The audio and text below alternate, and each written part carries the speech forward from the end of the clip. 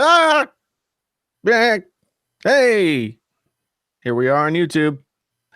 Here we are on the YouTube. Say it there, friends on YouTube. My name is Jason, sometimes known as the JTL. This is the Painfully Honestic Podcast. Tonight, we have with us not only the inimitable Zach Talks Tech, but also the man about tech, the man himself, the captain of Team Apple. I don't know. Do you still hold that honor? For now. Yeah. We got our boy Vyyyper holding down the third chair tonight, and we're just going to be talking about stuff. We're going to be talking about all kinds of stuff. I put out a video last night. We'll talk about whether or not any of that is true. Well, we also have an article that you sent out to me earlier about, a 31.6-inch Apple display with mini LED backlights due in Q2, Q3, and iPad, MacBook coming in 2021. When everything I'm reading in terms of like specs on paper seems like by 2021 it'll be too late because you can get stuff like that now. I don't. What is mini LED? I don't really know what it is. I don't know. I don't. I just know that I like my widescreen, and it seems like Apple's finally going to have a widescreen by in 2021. It's not going to be. No. The screen is coming out this year. Oh, is the monitor coming out this year? The screen is coming out this year. That's the 31. Like a wide, like an ultra wide? No, they're doing it in. So if you've ever seen a 32-inch monitor, yeah, that's what it looks like. It looks like a much bigger 27-inch monitor. Okay, because mine's the 32 ultra wide. Yeah, 34. You've got a 34-inch ultra wide. Yeah, I guess I have to check. Yeah, because they can't do it in 32s. They got to do it in 29s and 34s. You know what? It's big. Yeah. That's what she said. Did you really switch over to Samsung, Jason? No. I've still got the S10, and I've still got the iPhone XS Max, and I've still got the iPhone XR, but I also got the Razer Phone 2. How you liking that? I like it a lot. Colors. I think that the things that people complain about with this phone are the most ridiculous things anyone's ever complained about. Silence. Who's? I think that was Vyper's. Vyper's phone don't make that noise. That's your noise. Yeah. Sorry. Yeah. Okay, done. The complaints about that. I watched a Jay Williams video today where he was just like, "Oh, it's too sharp. It's too big. It's too." What? Yeah, he was like, "Oh, it's too sharp. It hurts my hands when I hold it." Who said it was too hard? Jay Williams. Who's Jay Jay was Williams? like, he's a YouTube phone guy. Did you watch my review? I haven't got to it yet. You never watch my stuff. But I get notifications when your stuff comes out. I don't that's always. Nice. I'm glad you time. get it. Swipe away. I don't always have time. Whatever, man. You know, Whatever. I do watch. I know. I give you feedback. Whatever. Geez, you're being so sensitive tonight. I'm not sensitive. Was it the video? Did I make you upset? No, I'm just hungry. Ah, I see. You got some power bars going. I already had one. I ate some salad with some chicken fingers in it. Yeah, nobody in your house eats meat though, so that's kind of normal, right? Well, I eat meat, so I got some chicken fingers and I put them in the salad. Then I put on some blue cheese dressing and I ate it all.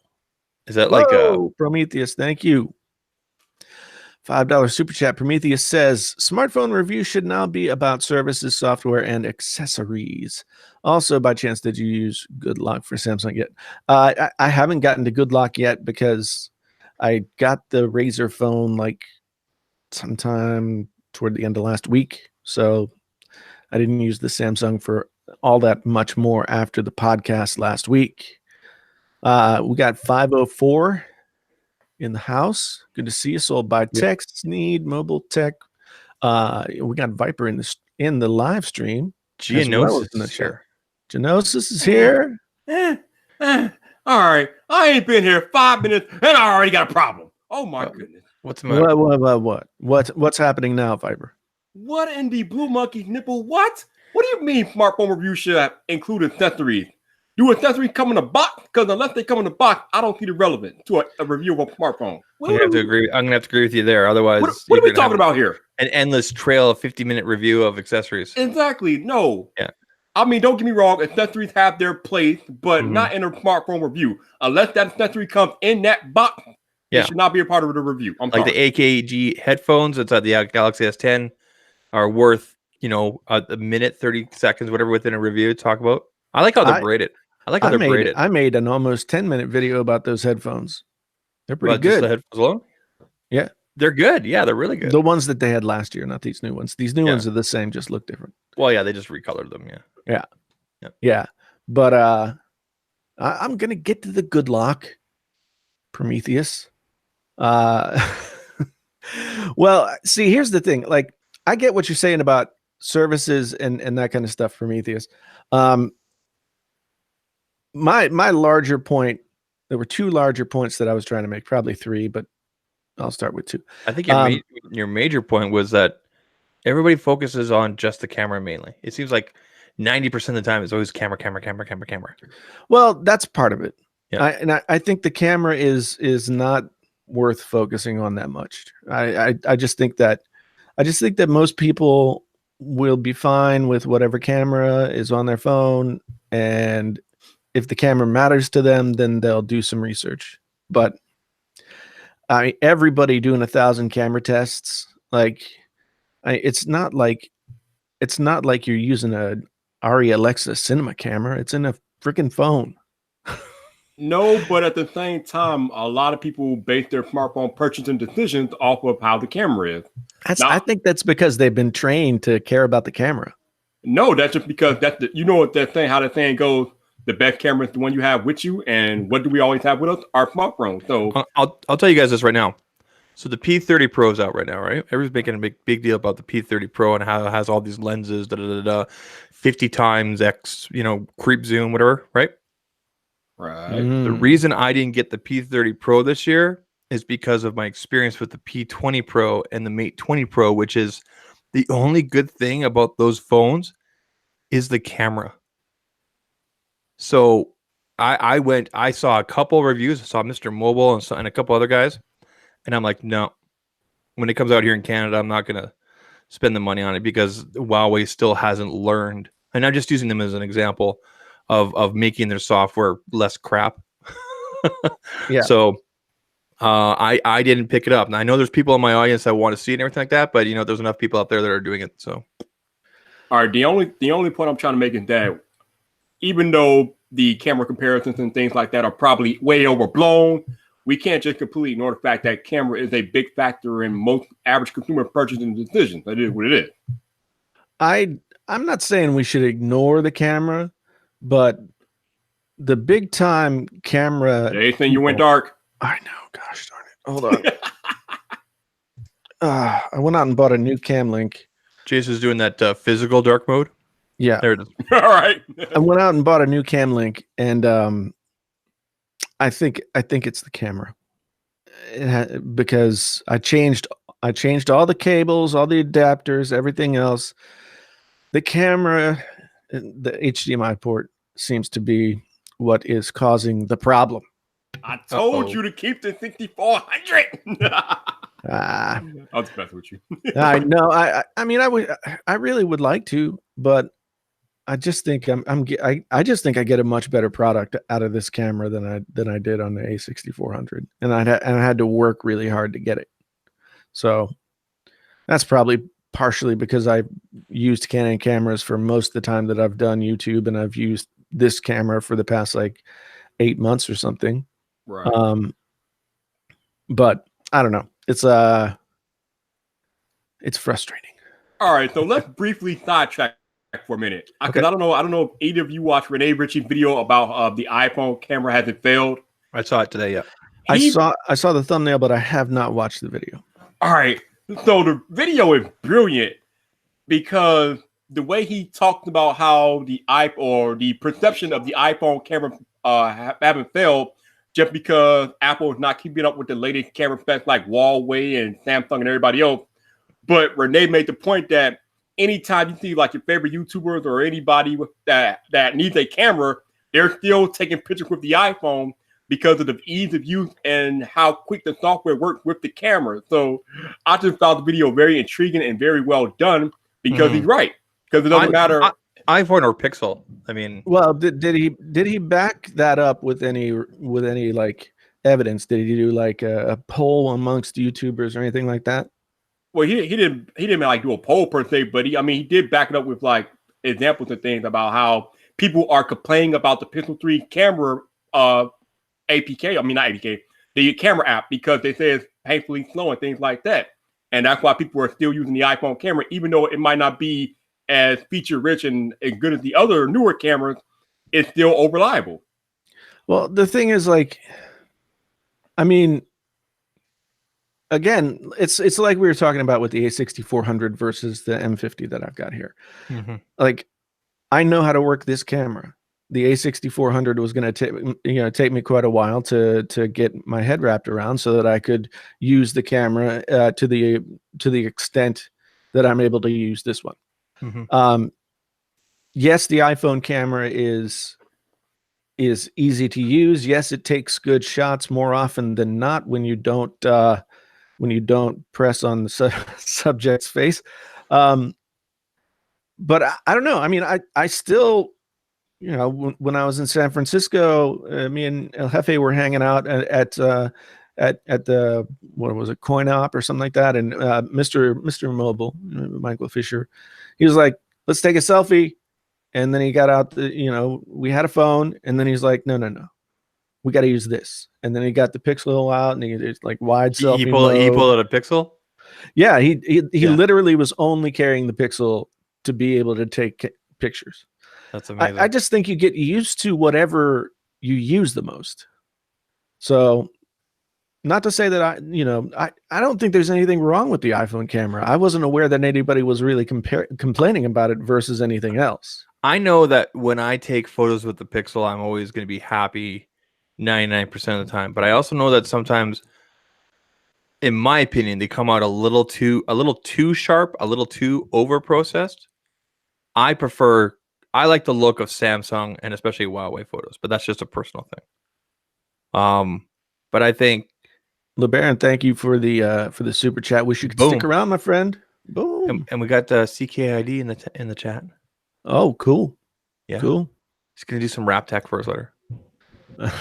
No. Hey, man. More power to him. I mean, I've written songs for my whole life, and I still could not wrap my head around tech rap. I look forward to it every month. Anyway, but yeah, I mean, whichever one of us said it here earlier, the best camera you're going to have is the one that's always in your pocket, whatever when you're used to. So, I do agree, Jason, that smartphone reviews, camera phone reviews seem to be an overemphasis on the camera, on the video, and not as much on the software, especially when it comes to things like what's LG's software kind of like, or what's Huawei's and everything. I think Michael Fisher, Mr. Mobile, put it the best with Huawei's this in his review, saying that Huawei is trying to do a little bit of everybody, like a little bit of LG, a little bit of honestly, if Huawei could just clean up their software, oh my god, what a terrific device. Now, put politics aside and everything like that, I mean, it's a terrific device. So, Zach, you know what needs to happen, right? Well, hold on. Let's let Bill and his $20 speak. Yes, Bill, you can be a cool kid. There's no reason not to be. Although we're all a little long in the tooth for being cool kids. I mean, if we're being painfully honest, Zach and Jason are the cool kids. I'm the only idiot wearing sunglasses tonight. So I mean, there's that. Hey, man, I saw your selfie today. I saw your selfie today, Vyyyper, and I could actually zoom in and see that you need to bick up your head. So I don't know if you've done that tonight because it's looking pretty good. I know I did that a few days ago. So. Was that the Galaxy S10 you took the photo on this morning? Oh yeah. So I thought that was. I mean, I think that's pretty incredible, especially with the compression that like Twitter does. like the Yeah. down compression, right? Yeah, So the S10, the camera is pretty good on there. Yeah, no doubt. yeah, I'm happy with it. So What were you gonna say? What Bill that wants they to- have to do though, Vyyyper? Oh, I think you need to make one of your patented, fiery, passionate, keeping them accountable videos about Huawei software. You've been bitching about it for 2 years, Zach. It's time to put the hammer down. Oh, I want to, but I don't want it to. I don't want them to like ghost me. So Well, see, that's the thing. Like it's either okay, I'm gonna say things about people tonight that aren't gonna be cool. And I'm not gonna start now, but I'm sure that at some point I'm gonna talk about people. Uh-oh. Like you should do what you're gonna do, and eventually they're gonna have to come to you. Right? Yeah. If you go where you want to go with your channel, then they've got to come to you. Well, did you see Marquez's video today on the LG G8? Yes. Oh my God. All I kept on thinking is, damn, dude, you're never getting another television from them. Woo! Light it up. He lit them a new. Oh my But goodness. they were- Oh man. That, but he was critical, but it was fair. But you're right. He was all those things, but he was still he roasted them, he skewered them. I mean, it was like what 7 to 8 minutes of complete roasting. Like, wow. I can't remember the last time I saw him that. You know what it was, Zach. Say it. You know what it was. What? You go ahead, finish your thing. You know what it was. What, critical? The last time that he was that critical. Finish. Oh, I said I can't remember the last time he was. I thought you can. were good. I You can. say it, Jason. Say it. The Razor phone. Oh, no. Yeah, I mean, No. That's not it. the OG Razor phone. He killed that phone before it was released. He just didn't like the camera. I think he thought it was a decent phone, but he didn't like the camera. But the last time MKBHD was as critical as he was today was the HTC U Ultra. Oh my! Yeah, I remember that. Yeah, I remember that. Like Yeah. the face. Yeah. Oh my God. Woo, man. Well, I mean, you know, But Danny in the HTC chat. has. Hey, Danny, how you doing, man? HTC has not really been in the game for many years, so it's not surprising that he's not happy with the phones that they're making. If they were making good phones, they'd be selling good phones. Mm-hmm. So, you know, HTC lost their mojo. As it were. HTC used to be Android. Yeah. Like when Android, like they were the guys at first, they had the first 4G LTE phone on Verizon, the Thunderbolt. That's right. Yeah. Actually, I still have my Desire HD, whatever it is it's in a drawer. So Man, back in the day, I loved the HTC One phones with the boom sound and that aluminum build. That thing was hot. Yeah.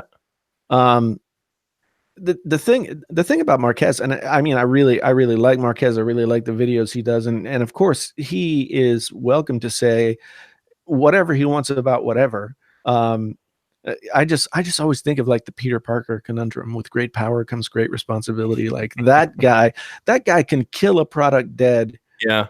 More than anybody else. I mean, you know, I think Lou from Unbox Therapy might be negative about a product, but half the people just, you know, take him as sort of like not as a joke, but like I said, after today, Marquez is not getting any more TVs.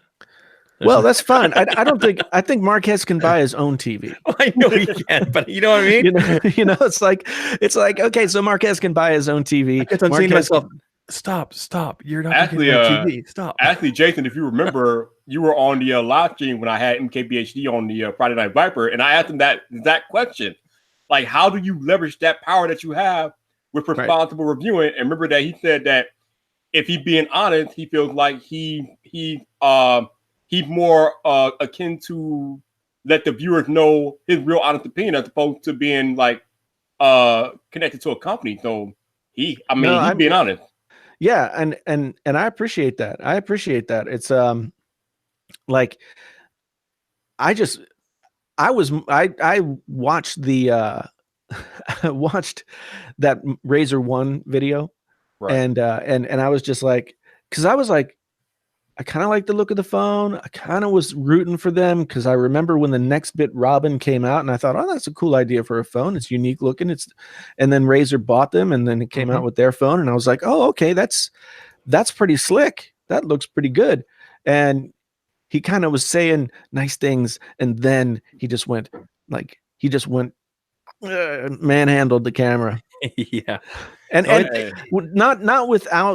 not without warrant. I mean, the camera, according to most everything in the photos that I saw, the camera on the Pixel 1, or not the Razer phone 1, was not great, although it got better, and you could load other APKs. But I agree with Danny in the chat. He said Marquez is still going to get stuff from LG. I agree with Danny. Yeah, I don't doubt it either. I'm literally typing that out right now. yeah, it's probably true. I mean, somebody like Marquez in this space. I mean, you want to talk about influencers. Like Marquez is one of the top influencers in the tech game. It sounds even stupid to say that. Well, amongst techies and everything, I mean, my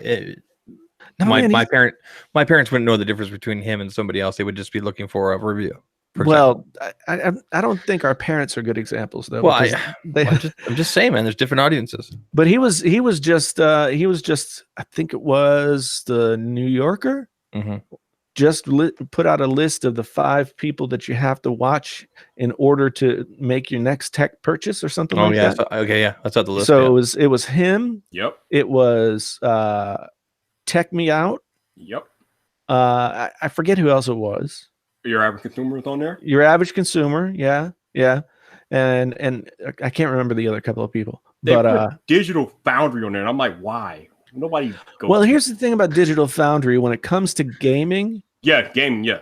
When it comes to gaming, Digital Foundry's coverage is so comprehensive. Like between processors from one to the other, between the Xbox from Xbox, they do great comparisons and really explain that stuff well. I agree, but when Austin Evans was the other one.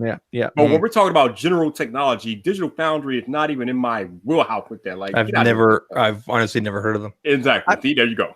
I feel like maybe they were they wanted to cover that gaming end of tech. Maybe. And I don't know why they chose Digital Foundry. I mean, their coverage is really good, as I said, but everybody else was like a person, like a personality. I'm going to subscribe and check them out. Yeah, I mean, I've watched a lot of their stuff when I'm PC shopping, like shopping for PC parts or something like that. I'll watch a lot of Digital Foundry stuff. They always use like the same Witcher 3 playthrough. Dave West out here trolling. and to be honest, I never heard of Mr. Beast until January. So I hadn't heard of Mr. Beast until like 2 weeks ago, and I'm still I'm like, who the heck is that? He was at Summit with us apparently. Yeah, I was unaware of him until like late last year. I didn't know he existed, and now he follows me on Twitter apparently. So yeah, that's interesting. Yeah, I mean, just today I saw his name. I saw his name pop up in Twitter, and I was like, I should check that guy out because everybody keeps talking about him. I watched a few of his videos, and they are wild. Yeah, I like what's his game? What's his bag? What's his? All right. So basically, Mr. Beast is like the ultimate philanthropist, more or less. Okay. He works with brands to give away money, more or less, and do crazy, outlandish things. Like, I think he did something like 100,000 times in a row to like get a big break. I think he said something like 100,000 times in a row, something like that.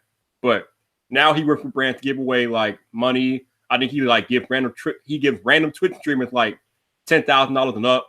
He gave a homeless man a home one time, and even today on Twitter, him and his boys were driving, and they lightly backed into somebody's car. They tapped it, and his solution was to buy that person a brand new car. To buy him a car. What? Yeah. All right, I'm gonna have to watch the videos because I mean that some of that sounds like very altruistic, very nice stuff, and then some of it sounds like it's sort of like. Is he annoying like the Pauls? No, he's not annoying at all. He's pretty cool. Okay, good. It's sort of it's to me it's kind of like prank videos. Prank videos were when they were so big, they all seemed absolutely crazy, and they were totally fake. They are definitely not prank videos. I want to go back to my Vyyyper. I'm not saying they're prank videos. I'm saying that it sounds like it could be the same kind of setup. I want to go back to Vyyyper saying, so yeah, you're right, man. I have been bitching about the Huawei software for the last couple of years. The thing is, I don't know if I could do keeping them accountable because Huawei really believes in that piece of crap software that they put on the Android it's phone. your job to help them believe in a new direction. Well, I mean, I guess I could outline like one of the most terrible things. They've never fixed this. I've always had problems with the calendar. And I'm not talking about just their calendar. Like I'll download and I'll put Google Calendar on, and then one of my friends or something like things don't exist for me unless they're in the calendar. So my wife will change something like, pick up the kids at 3 rather than 4. And then I didn't see the change. So my kid is still waiting outside for an hour. And it's like, I didn't get the change on the calendar. And the thing is, you're not the only person who complained about their software. So yeah, I know. They're bent to your argument. So make the video. Make it happen, baby. Make it happen. I know. Yeah. I know. Fly me out to Paris next year and we'll talk about it. So Kuru with the $2 super chat asks, did you take shots at review tubers in the last vid? No, not really. I mean, I was talking about, I was talking about phone reviewers collectively. There may have been some people that recognized themselves more than others, but I didn't point anybody out. I spoke about Marquez, but only as like, I talked about his 5 pillars. I talked about, but I talked about how he covered the Razor phone, but I wasn't calling him out. I wasn't saying anything negative about him. No, you used it as an example, but I mean, yeah. What? How do I phrase this without sounding like a dork? I don't know. Vyyyper, say something. Let me think about this. So Danny says the problem with Huawei software is geared toward China. That's all good and well, but if they want to go global like they're trying to do, then they need to make some tweaks, apparently. Well, I mean, you could look at it this way. They still can't get into the biggest North American market. So yeah, but maybe there's not as much incentive. But they're still doing fine. They're still growing even with that. Right. So right. I mean, I'm just saying that if the software is geared toward a user in the eastern side of the world, then they don't have a ton of incentive to change for the Western hemisphere. Dave West says EMUI is the Donald Trump of flagship software. It's true, man. That's actually a really good point. I told y'all Dave is out there being savage tonight. Yeah. Tana Does Tech, thank you for the $5, man. Tana, yes. My man. Yeah. So anyway, Zach, you were going to say something. Did you think of what you were going to say? I don't even remember what we were talking about. It doesn't matter now. We were talking about my video. Review tubers. And the question that we got from Turo about whether or not I was calling out. I thought there's some hypocritical points in there. Now it's very, hold on. It's very easy for somebody to go back, especially on a like someone who has a video documentary, and say, well, one time you said this, and so I think it's too easy for me to do that. But there were some points you brought up there, like for example, when you said, "Oh, I cringe when people say, daily driver." Dude, you've said that so many times. You have. Yeah, it's been a meme every time I've said it. I know. It's been a joke. So I mean, there are plenty of things that I've said. I've said plenty of those things just because I've had them in my head so many times from so many different videos. Yeah. And then in the next moment, just be like, what the hell did I just do? But I'll use my Galaxy S10 Plus review that I did, which was never supposed to be my original review. It just happened that I ended up using the phone for 2 weeks and I hadn't done a video for 2 weeks. So I'm like, you know what? Forget it. I'm not going to do an initial impressions and then 10 days and 7 days. And here's what happened when I slept. And I'll just go into the review right after 2 weeks. And I went through every, the points that I normally do. And I don't have an outline of how I do reviews. It's different for every phone, right? Like what I'm mostly focused on. Like, so for example, when I reviewed the Mate 20 Pro, the first thing I talked about obviously was the camera. Then I went into the build quality and the color. Then I talked about the terrible UI and then a couple other things, and I wrapped it up. When I did the S10 Plus here, I think I talked about the build quality, One UI, and then basically the camera was actually the last thing I talked about. I actually talked about the screen. The screen on this is awesome. Like I love watching videos on this, even more so than like watching them on my big screen. But right. So, isn't the majority of our audience coming to our reviews because of those main focal points being, the camera. This thing has a cutout, not a notch, etc. See, here's the thing. I think the people that make the videos are people who care about cameras. Mm-hmm. And because they care about cameras, they focus more heavily on the camera side. And so therefore they train the viewers to be more particular about the cameras, even though they'll never use those cameras in the way in any way other than point and shoot. Okay, that I agree with.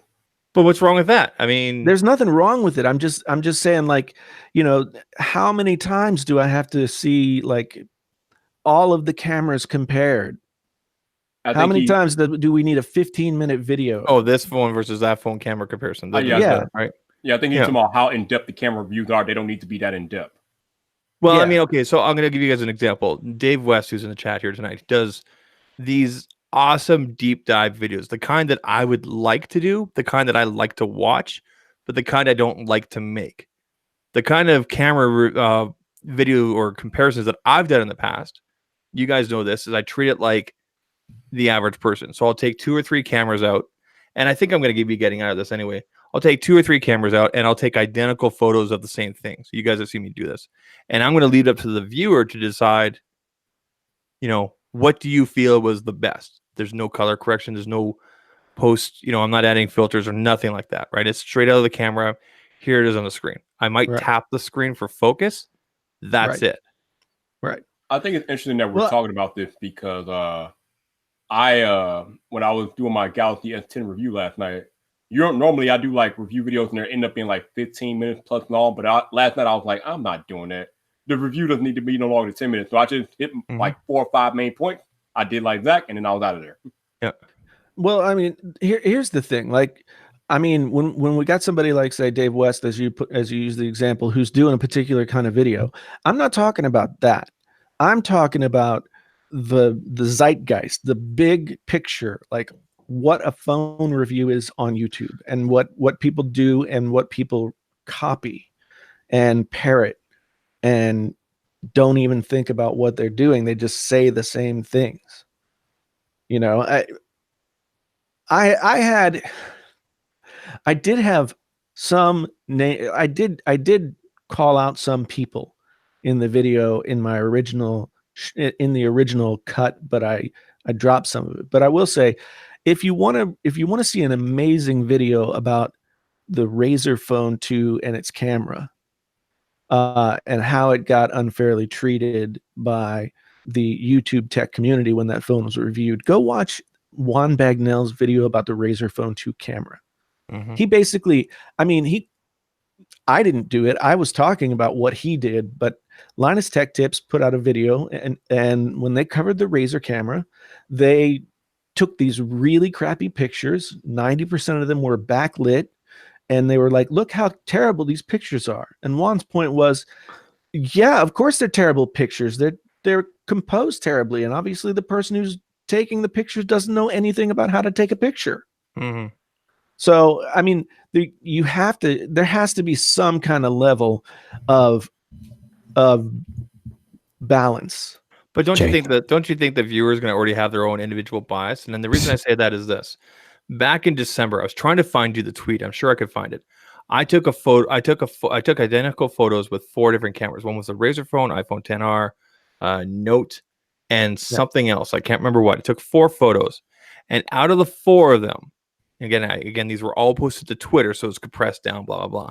Out of those 4 photos, in my opinion, the best color, the way it looked, and everything is literally out my front door with the tree there, and you can see the street and the snow and everything like that, but the blue sky, and it looked really good. Out of those 4 photos, I felt the Razr phone was the best. Yet I had people coming back saying, no, the Note's so much better. Man, the Note one was washed out. It was crap. And then, maybe the iPhone XR was probably second, but the Razr phone was actually best of all of them. I need to find that tweet and send it to you. See, all right, I had to interrupt this real quick, but we got to acknowledge the people that are paying the bill. Shout out to the link with the $5 super chat. Because YouTubers are biased by being videographers. They shoot and edit on Mac with Final Cut and often use the Apple ecosystem. Most people point and shoot. True story. Yeah, it's true. And you know, I kind of brought this point out a little bit more in the video last night when I was talking about cameras.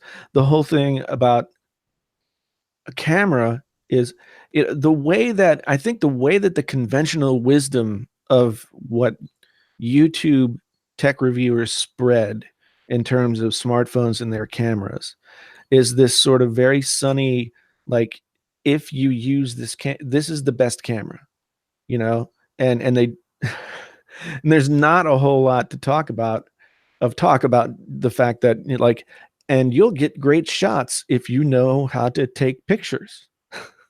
If you want to get great shots, you should learn some things about taking pictures.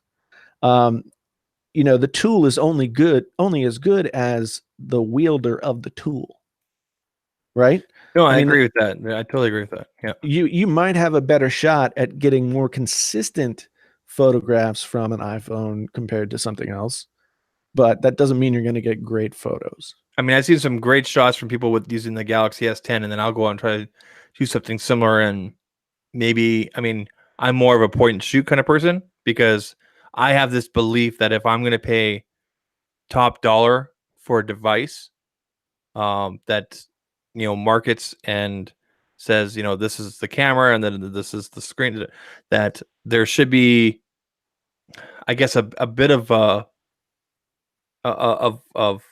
you know, for dummies kind of thing of element in it. Do you know what I mean? Right. Yeah. So I should be able to, you know, take a $1,200 camera phone, the Galaxy S10 Plus, for example, and be able to take a great photo 99% of the time without really having to think about it. But then there's other people that obviously take their time with the manual settings, the pro modes, and everything like that. What he just said, Jason, that is why tech reviewers treat camera reviews the way that they do, because most people have the same thought process as Zach. I just take the camera out and I point and shoot. So I think most tech reviewers approach it that way when they're doing their camera reviews and things like that. That's why they do like their camera comparisons and whatever, because they do a little point and shoot and they want to show the viewer what the camera does right out of the box. Even if you are a camera noob and don't know what the hell you're doing, point, shoot, this is what you get. Mm-hmm. I still think ultimately the test is biased because of the user of the camera. I think that there are so many things that you do in the lead up to just pointing and shooting, if you know something about taking pictures, that will still influence the outcome of the photos. My overall point was, and I used cameras as like my biggest focus point in terms of how I felt about this. My biggest point, or the point that I was trying to make, is that at this point we've been talking about smartphones in the same way, using the same rubric, making the same videos for a long time, but camera tech or phone tech has moved on, and different things are more important.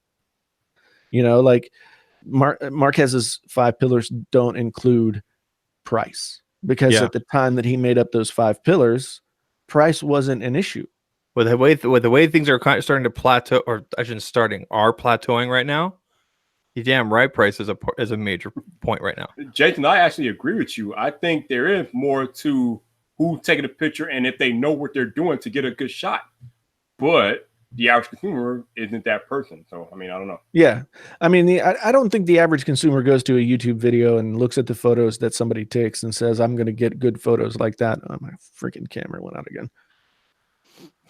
Speaking of cameras, wherever technical difficulty with painfully on the tech, we'll be right back. You guys keep talking.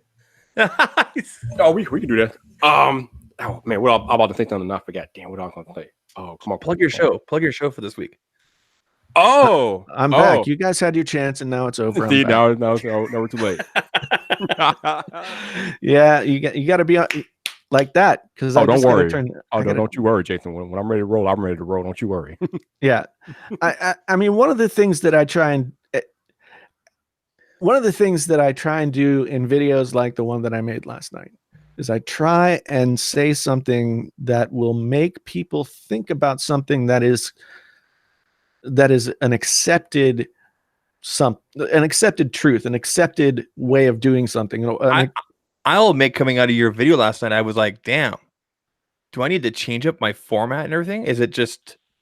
Nope. I'm going to say no, because of the whole thing that I saw on Twitter today between Jason and Andrew and somebody else. And Andrew was that argument brought to us by National Rent a Car? Probably. Okay. But yeah, Andrew, sponsored by Whirlpool. Yeah, but Andrew talking about how he feels about creators that do certain type of content, and Jason saying one thing and Andrew saying another thing. And I'm just like, listen, man, at the end of the day, a creator is going to create what they create, and it's up to a viewer how they respond. I mean, right. Well, Andrew's talking about sensationalism and how people, I mean, right. I know what he's talking about. We've all talked to Roberto and Sean Cannell about this kind of stuff, and the conversations about, you know, you need to have a clickable title that's going to get people's attention and a thumbnail. But then there's people that take that way out there on the deep end. All right, so here's the thing. I mean, what he called it was outrage porn or something like that. Yeah. And the thing is, like, I don't care. Like, if somebody's going to make those videos and people are going to watch them, then who the hell is he? You've done it yourself, but there's nothing wrong with it. Don't pay idiot tax. Didn't that one get like 1 million views? That one was no, that didn't get 1 million views. Just say yes. No, that one got like 700,000. Okay, but the point is, right? We've all. I'm not saying it's right or wrong. I'm saying we've all done it. I try and do it with every video. Well, absolutely. All right, here's my take on it. So he mentioned how he thought like 6 videos that said AirPods 2, I was wrong, which I was one of the videos. So I thought that was kind of hilarious because that was my video. I was wrong about the AirPods 2. I made the original video when I first found out that the AirPods dropped. What's up, Terry? And they didn't have that many additional features as opposed to the original AirPods. So I originally made a video called "The New AirPods Are Garbage" because there was no at the time I didn't know that there was no highlight of sound enhancements.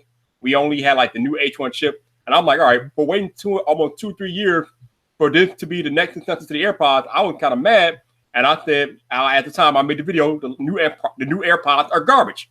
Then I got the new AirPods, I used them. I'm like, all right, they're not as bad as I thought. So I made the video saying AirPods 2, I was wrong. But at the end of the day, I believe in what I recorded and put out there. So at least in my defense, well, it's not really my defense, it's just who I am, but at least with me, you're going to get 100% honest, real from me. You're going to get my real raw emotion, no matter if you disagree or agree. At least I'm man enough to tell you that, okay, I was wrong about the AirPods, and I came back and I made a second video telling you I was wrong. See, that's the point I've made. I've made that. Sorry, Zach. I've made that point a bunch of times to people about the videos that I've made where I've come back and said, you know, I changed my mind. Yeah, it's the same way with me. Like, so I'm coming up on a year. It was a year ago on the 16th, I think, that I bought the MacBook Pro. That was the first step of getting into the ecosystem, and it wasn't even planned. And then I end up getting the iPhone XR, you know, and then I got the iPad Pro. I had the watch for a short time, and now I'm fully integrated. And I really meant, and I still stand by what I said last week in my video, which is now I see Apple canceling this, coming out with services without prices and time frames, and it gets me really confused as both a tech reviewer and a consumer to think, okay, when the new iPhone comes out this fall, however many models there are, do I still want to continue down this path?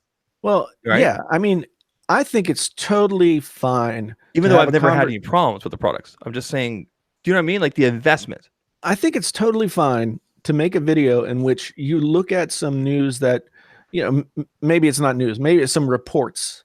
You look at some reports that say, you know, there are going to be 6 versions of the iPhone this year. That's one that I saw floating around today. Yeah. Or that it's basically confirmed that bug-eyed looking crappy thing on the back of the phone is what the phone's going to look like. You know what? Everybody's making fun of the iPhone 11 or the leaks and everything. You guys are all making fun of this square thing, and you the same people in October. They're gonna be like, you know what? That looks pretty good. You know what? That's a good looking phone. See, but don't even. I'm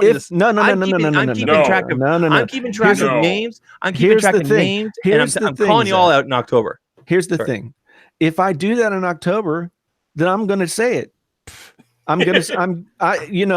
Because look, Roberto's made this point before, and he and I have talked about it, and I think other people recognize it as well. Like when I decided to keep the iPhone XS Max after I made those videos that got all those views about like not getting it or blah blah blah or however people interpreted it, like I didn't have to come back and make a video saying I'm gonna keep it. I didn't have to. No, you didn't. You could have just kept it in the drawer and moved on. Right? But you did. But I did because that's the whole thing. Painfully honest tech. Yeah. So if I see a news report that has leaks or something like that, and I look at it and I say that looks fugly, woo, then that's how I feel at the time. Yeah. See, I can't give an opinion because I don't know if this is real or anything. To me, and okay, to put on record, it doesn't bother me. It doesn't bother me. I mean, the square thing. Look, because you know what, Huawei did it, and they're over here looking fabulous. People were saying that. Okay, like people complained about this. I don't remember anybody complaining about this.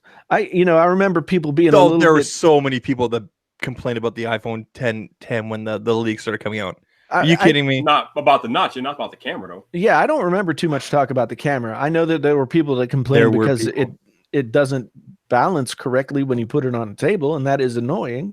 Well, yeah. Listen, man, this is YouTube 2019. The fact and the spec sheet ain't cutting it no more. If we can't make a video about our opinions, then what are we doing here? I mean, because at the end of the day, people come to our channel for our opinion, in fact, but mainly our opinion.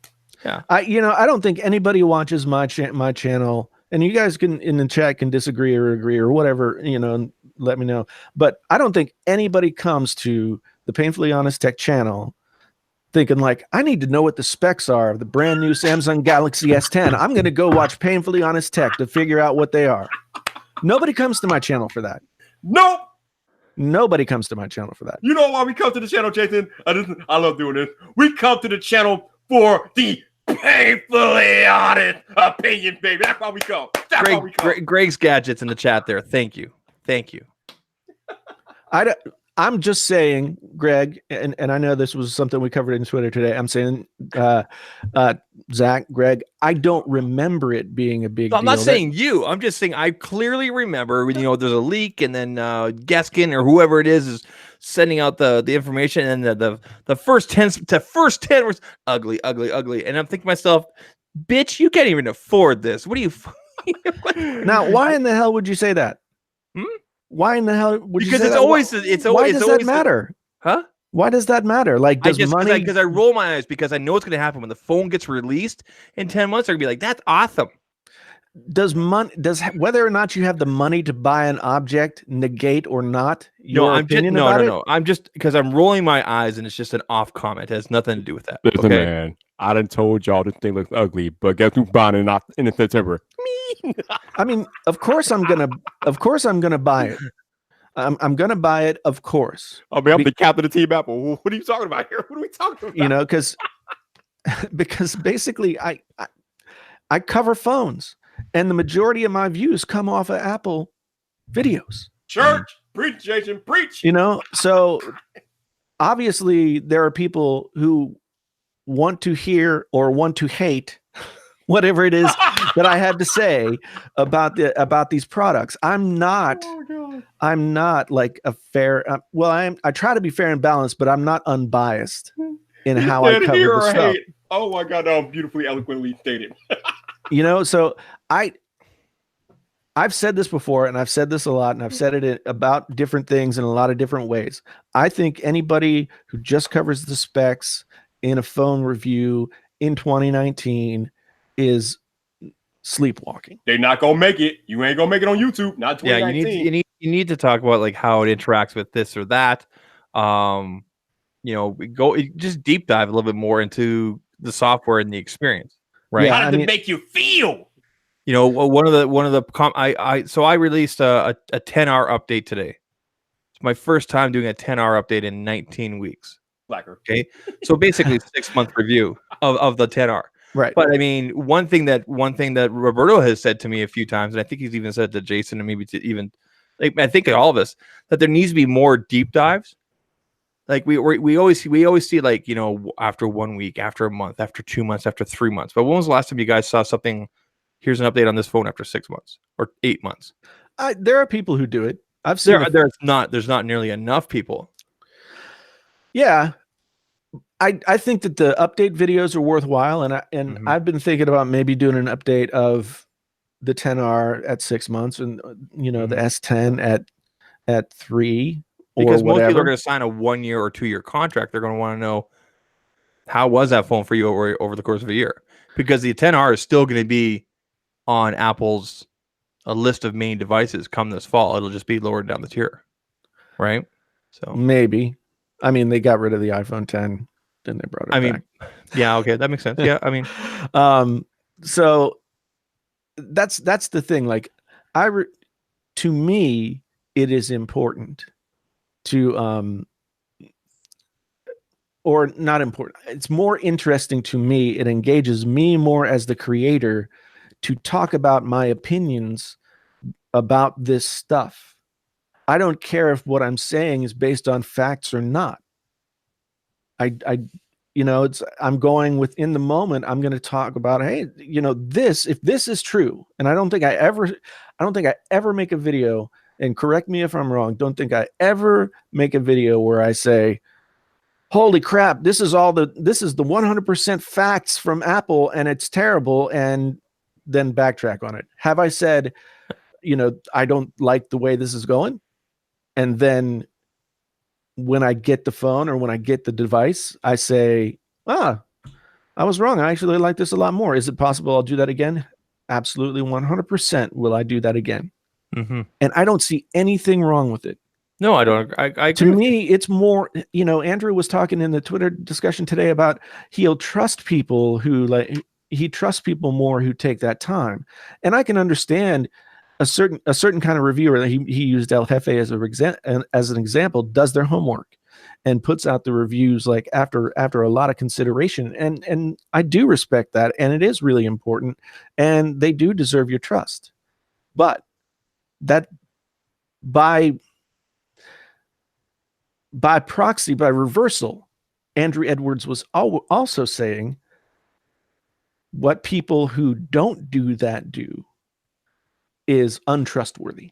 Yeah. And that is wrong because, as I said earlier in this podcast, if I tell you that the new AirPods are garbage before I get them, and then I get them in my hand and I use them, and I make a follow-up video telling you that I was wrong, that to me instills your trust in me, because at least you know I'm going to be real honest with you. Even when I'm at fault, even when I'm in the wrong, I can come back and make a follow-up video telling you I was wrong. Now, if that doesn't instill trust in my viewers, I don't know what will. Yeah, I mean, and I kind of operate on the same thought process, that like my life with tech is pretty much an open book. And plenty of people have told me what a hypocrite I am, what a flip-flopper I am, you know, how insane I am I drunk, blah, blah, blah. I get all those things. I don't care. I don't care at the end of the day, because I spent almost 5 years finding my voice on YouTube. And when it really started to work was when I really started to say what I thought in the moment about the thing. It's funny you say that, because that's the same thing that Taylor Tech said a while back. His channel didn't really begin to make traction until he gave his honest opinions about how he felt about stuff. Right. And you know, everybody takes time to find their voice. And I saw your Jeep video today, and well done. Thank you. Yeah, the Jeep video. Yeah, the Jeep video with the comic and the I think I was. I don't know if I was still using iMovie or if I went back to iMovie to get that. It was in 2016. It was a 2016 video. All right, so let's add some context on this. So I think Jason put out a question on Twitter earlier today, stating, or he was asking if he were to do a separate channel from this, would you guys be interested or whatever? Like, what would you like to see me cover other than phones and mobile tech? What would you like to see him cover? And I said car. And then our buddy GameKey came in and said, actually, Jason made a car video 3 years ago. I'm like, what? So I went back and watched it, and he did. And I'm gonna find it. I'm gonna paste it in the chat. Oh, it's awesome. He did a video about a Jeep.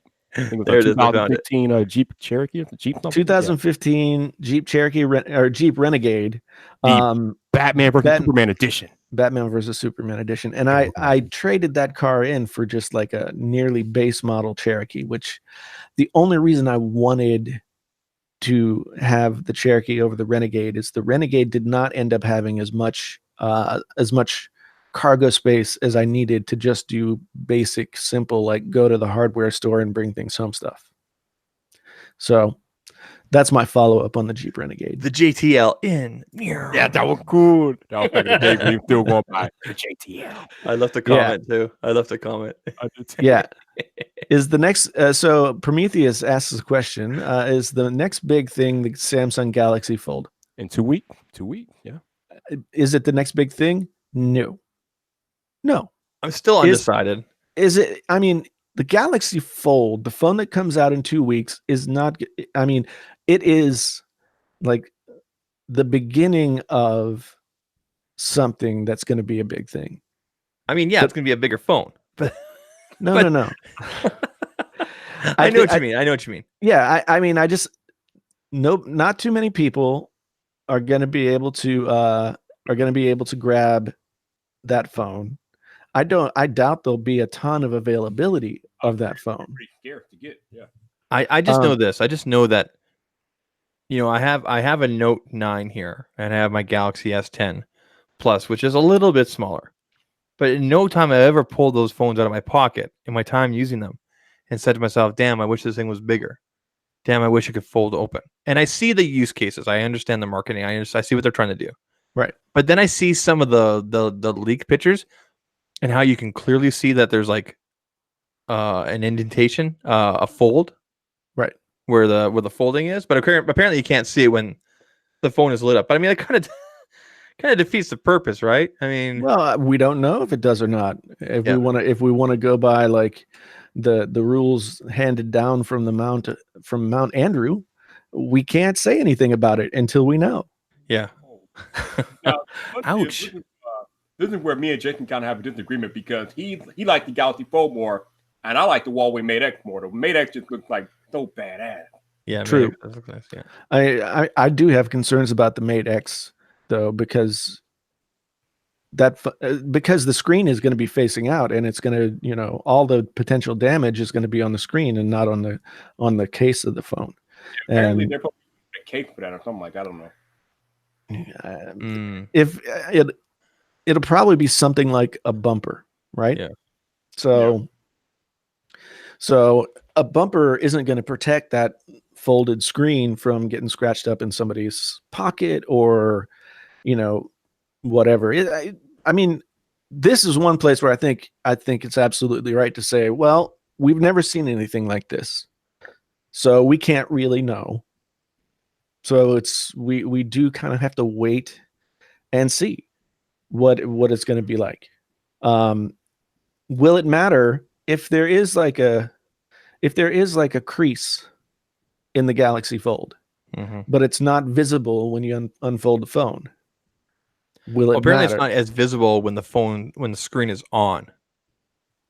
Right. Do you know what I mean? Like the phone is on, right? So Yeah, but I mean, ultimately, it only matters if that crease is there when you've unfolded the phone.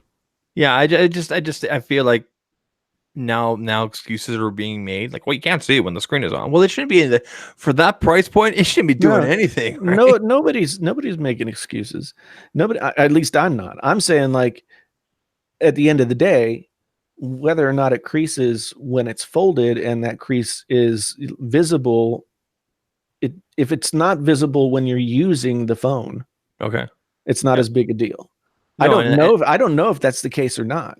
We could have seen a prototype that had gotten creases like that, and Samsung could have like something totally different or used a different material or something like that. Yeah, as far as we know, I mean, some of those leaked pictures and whatever use cases came out, and who knows, between then and now, it could have been fixed, right? We won't know until it's actually released and people actually have actual retail units, right? Yeah, and it won't be me.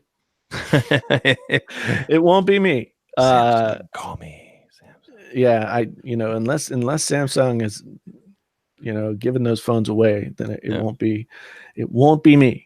Because I just have a feeling that there's gonna be all this hype for about a month with it, and then it's just gonna kind of just like drop like a rock. Well, I mean, and again, this is a place where Andrew made a valid point. He when he said that, like, when you're talking about something that's a new paradigm, a new tech, and it's a developing thing, then there will be a bunch of hype. Everybody will be excited about the phone. There'll be 1,000 videos out about it, right? And but that doesn't matter at the end of the day to Samsung or Huawei, because basically they're throwing out like a first version of these phones. I mean, at least they announced something and actually came through with it. Well, there is that. The problem with the Fold is that besides it being scarce at launch, it practically priced out of almost everybody's range. So ain't gonna be too many sales going on. Yeah, I mean, I can get another foldable device for $2,000. It's called a friggin' pretty darn nice laptop. If I want to spend $2,000 on a foldable device, I'll just get a laptop. That's not where I thought you were going with that, but that's pretty cool. Well, what other foldable device would I get for $2,000? Well, you're shopping. Jerry reads everything. You're shopping on different websites than I am. Does it bend? Exactly. If you ask Zach from Jerry that thing, he'll tell you the iPad Pro is the one you want. Well, yeah. I still think though that it strains credulity to think that an iPad won't bend. I understand that people are like, that it's something that people could expect. Yeah. That they'll buy something that costs that much and it will be built so that it won't. But I mean, at some point you've got thinner, you've got lighter, you've got all this other stuff going on, and you've got a device that has so much more surface mass. And not that much like density. It's gonna bend, right? I mean, the iPad 1 won't bend. Trust me, I tried. I tried really hard, and it won't bend. So I mean, yeah, I think the foldable phones, this is the canary in the coal mine in a certain way, but I still think there'll be a Galaxy Fold 2, and if they can iterate to the point where, as somebody said in the chat, it's like, these things are like $600-800 or something like that, and foldable phones become the new norm, then yeah, the Galaxy Fold is a totally worthwhile endeavor. However, if the threshold of affordability and ubiquity doesn't sort of balance out in the right place, then the folding devices will go away and they'll try again. I mean, a perfect example of stuff that has died away, even though it was good tech, is the most recent run of VR. Yeah. I mean, I know there are people out there who are like screaming at whatever they're listening to this on, saying, VR is still great. I still use it every day. But I'm not making fun of anybody, because I was accused of making fun of people. I'm not making fun of anybody. That was a voice, a caricature, voice. Calm down. So anyway, you don't know with the people in the internet. Well, the people fill everybody in what we're talking about here after. Yeah, go ahead. But VR, I mean, they came out with the new VR stuff. It was relatively affordable and it worked relatively well. And at that point, like, game developers were developing for it. You could play Skyrim on VR. I mean, that shit sounds hot. But there wasn't enough critical mass built behind it for that next phase. I mean, Oculus and then Facebook spent so much money to get to the point where they had what they had, that then, they almost the whole thing had tipped over Mm-hmm.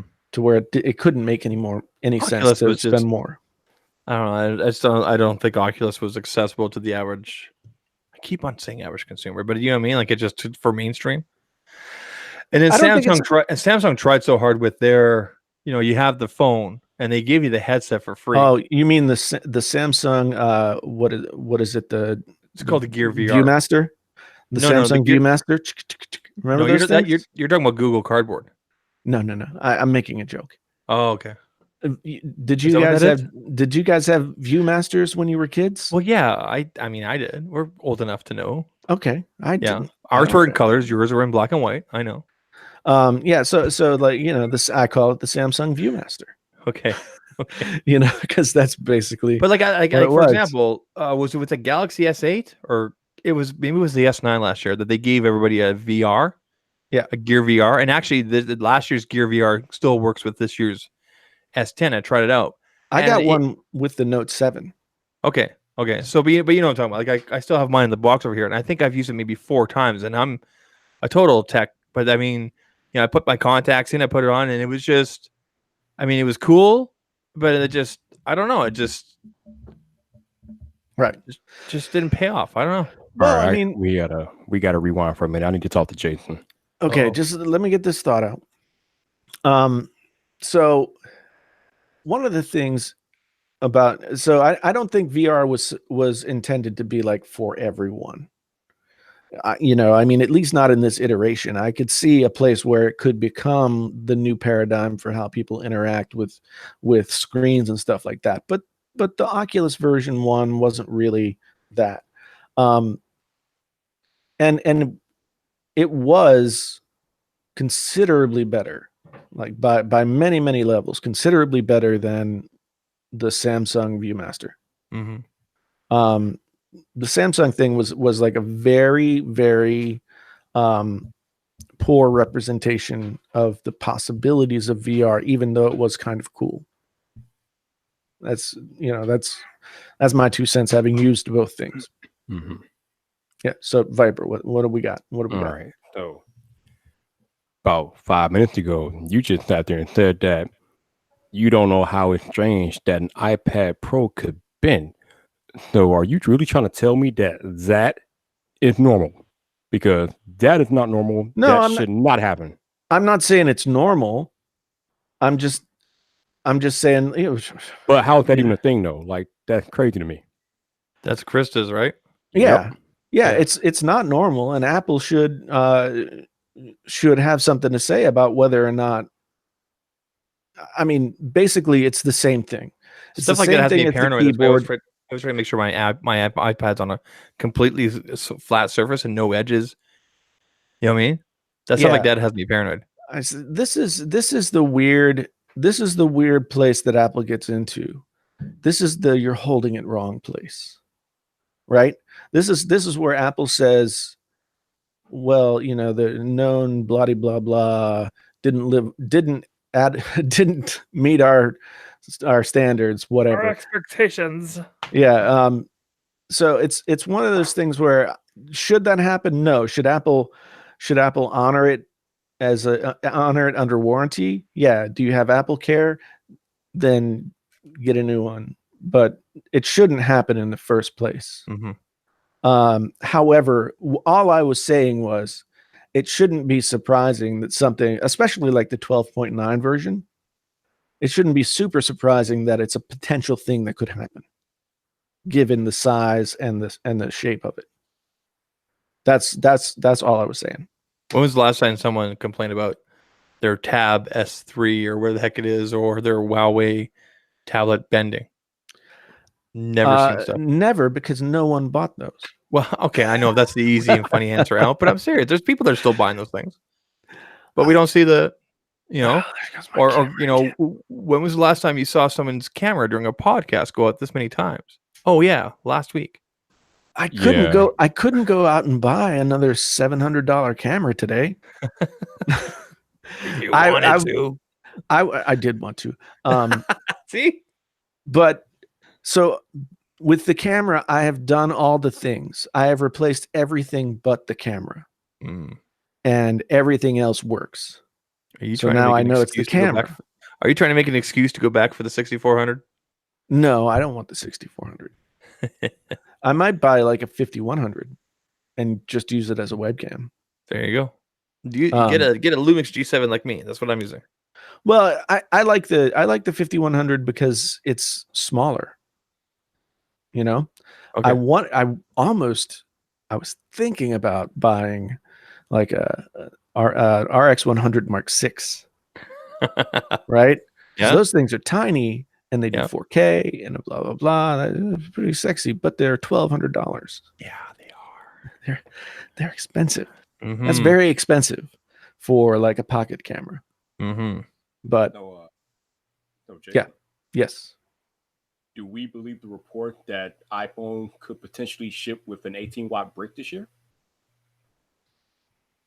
I read about that. So a USB-C to Lightning cable and the block, correct? Correct. Yeah. I mean, I think my thought is if they're gonna go with that for the iPhone, and they went USB-C for the iPad, it doesn't make any sense to continue with Lightning unless they've got like 3 bazillion lightning mail jack thingies laying around. Mhm. You know, so if they've got a warehouse full of them, or half a country, or whatever Apple needs to store their stock. Is the iPad Pro plug-in, is this an 18 watt? I believe so. Yeah, I think so. Yeah. I mean, do I think that they'll do it? I don't know if it'll be 18 watt, but I think they'll call it fast charging. Let me answer that for you. You'll believe it when you see it, which is what I'm taking, which is the stance I'm taking. I'll believe it when I see it. Yeah, that's after years of putting that little embarrassment thing inside the box. Yeah, I'm with you, Vyyyper. I mean, Magic 8 Ball says Outlook is not good. I need to find my 8 ball. I used to have one of those. I mean, maybe that's what I need. That I'll base all of my tech opinions on what the Magic 8 Ball says. Oh no, I'm going to use that thing. Okay, whatever. I know I have one around here. But anyway, I actually I said Magic 8 Ball something or other on Twitter today, and I actually looked up like what all the Magic 8 Ball potential answers were. Okay, now there's also another report about apparently there's going to be 4 different versions of the Note 10, which I don't see why that's a bad thing. I don't see why it's a thing. Why? I mean, I get that like more choice is good, I guess. Mm-hmm. I don't see, like, if you're making it 4 different phones, and while I'm not the CEO of a giant multinational corporation who does this thing, my opinion is that making 4 different versions of one thing is less cost efficient than making 1 or 2. Well, no, I completely agree. But if you have a segment of people that, I would get the Note, but I just don't think, I don't like the size. I don't like how it's too big. But do we have that? I don't. Sometimes I don't know. There's the occasional comment in those reviews. I think the Note has always been a niche product. I would tell them to get a Galaxy S phone, and that's the case. Yeah. Well, yeah. Yeah, I mean, because traditionally the Note has just been a bigger version of the Plus with the stylus and some software tweaks. Right. And not even that much bigger than the Plus. Like, I think there's like 0.1 or 0.2 inches difference in the screen from year to year. So I mean, if it makes sense to Samsung to release 4 different versions of that phone, then whatever. Yeah. They released how many different versions of they're going to release 4 versions of the S10 if you count the 5G, right? So great. By the way, if you're buying a 5G phone this year, I think you're wasting your money. Bad idea. Don't do it. Yep. I think you're wasting your money. Wait till next year. Yeah. Yeah. I mean, yes, infrastructure will be there in certain cities on certain networks. But I think next year is the year that if you really, it just makes more sense next year because of the infrastructure. Unless you are an iPhone user, then you'll be waiting till the year after next. I was about to say 2021. Yeah. Yeah. Right. Yep. Yeah. Yeah. Yeah. I mean, it seems like we're waiting until 2021 for a lot of things from Apple these days. Air power. Air power. It's not even a meme anymore. It's just like a sad old thing in the corner. Like It's a like- Shakespeare poem at this point. It's like we're a joke that just crawled into the corner and died, and now it's kind of smelling. The What are you modern drinking day tragedy. H2O. It looks a little fizzy. It's just got some, bubbles in it on the side. I mean, it's just on the side of the glass. Have you got a soda stream? I did have one. Yeah. Yeah. Greatest thing ever. I used it for a while, and then I was like, this is probably not good for me. so I stopped. So I got made fun of. Why didn't get made fun of? I got an interesting comment on my video last night. Somebody was I think somebody was kind of mad at me for making fun of Apple for not being able to figure out air power when the Galaxy S10 have reverse charging and regular wireless charging. Right. And they were like, well, you can't compare it to another same thing, blah, blah, blah. They might not be the same thing, but Samsung managed to put wireless charging and reverse wireless charging on top of all the normal smartphone functions in one phone and got it done right. And Apple, who's been working on AirPower for God knows how long, couldn't figure it out, and they had to cancel it. And it was just a wireless charging map. Technically speaking, Huawei did it first, but yes, your point is valid. Yes. True. Yeah. So I think I am well within my right to make fun of Apple and make that direct comparison. Yeah. See, that's what I like, Vyyyper. I like that you're the captain of Team Apple, but yet not afraid to call them out on their shortcomings. Because I mean, I think you're right. I think it's true. Apple doesn't have a very good track record of releasing quality products right now. I mean, the iPhones are probably the exception. The iPads may be the exception, but I'm just glad that I use my MacBook Pro like a base station, because I'm so afraid of opening it up and using it like a laptop because of the keyboard issues. yeah, but Even how though I know I am how much covered. did you spend on that?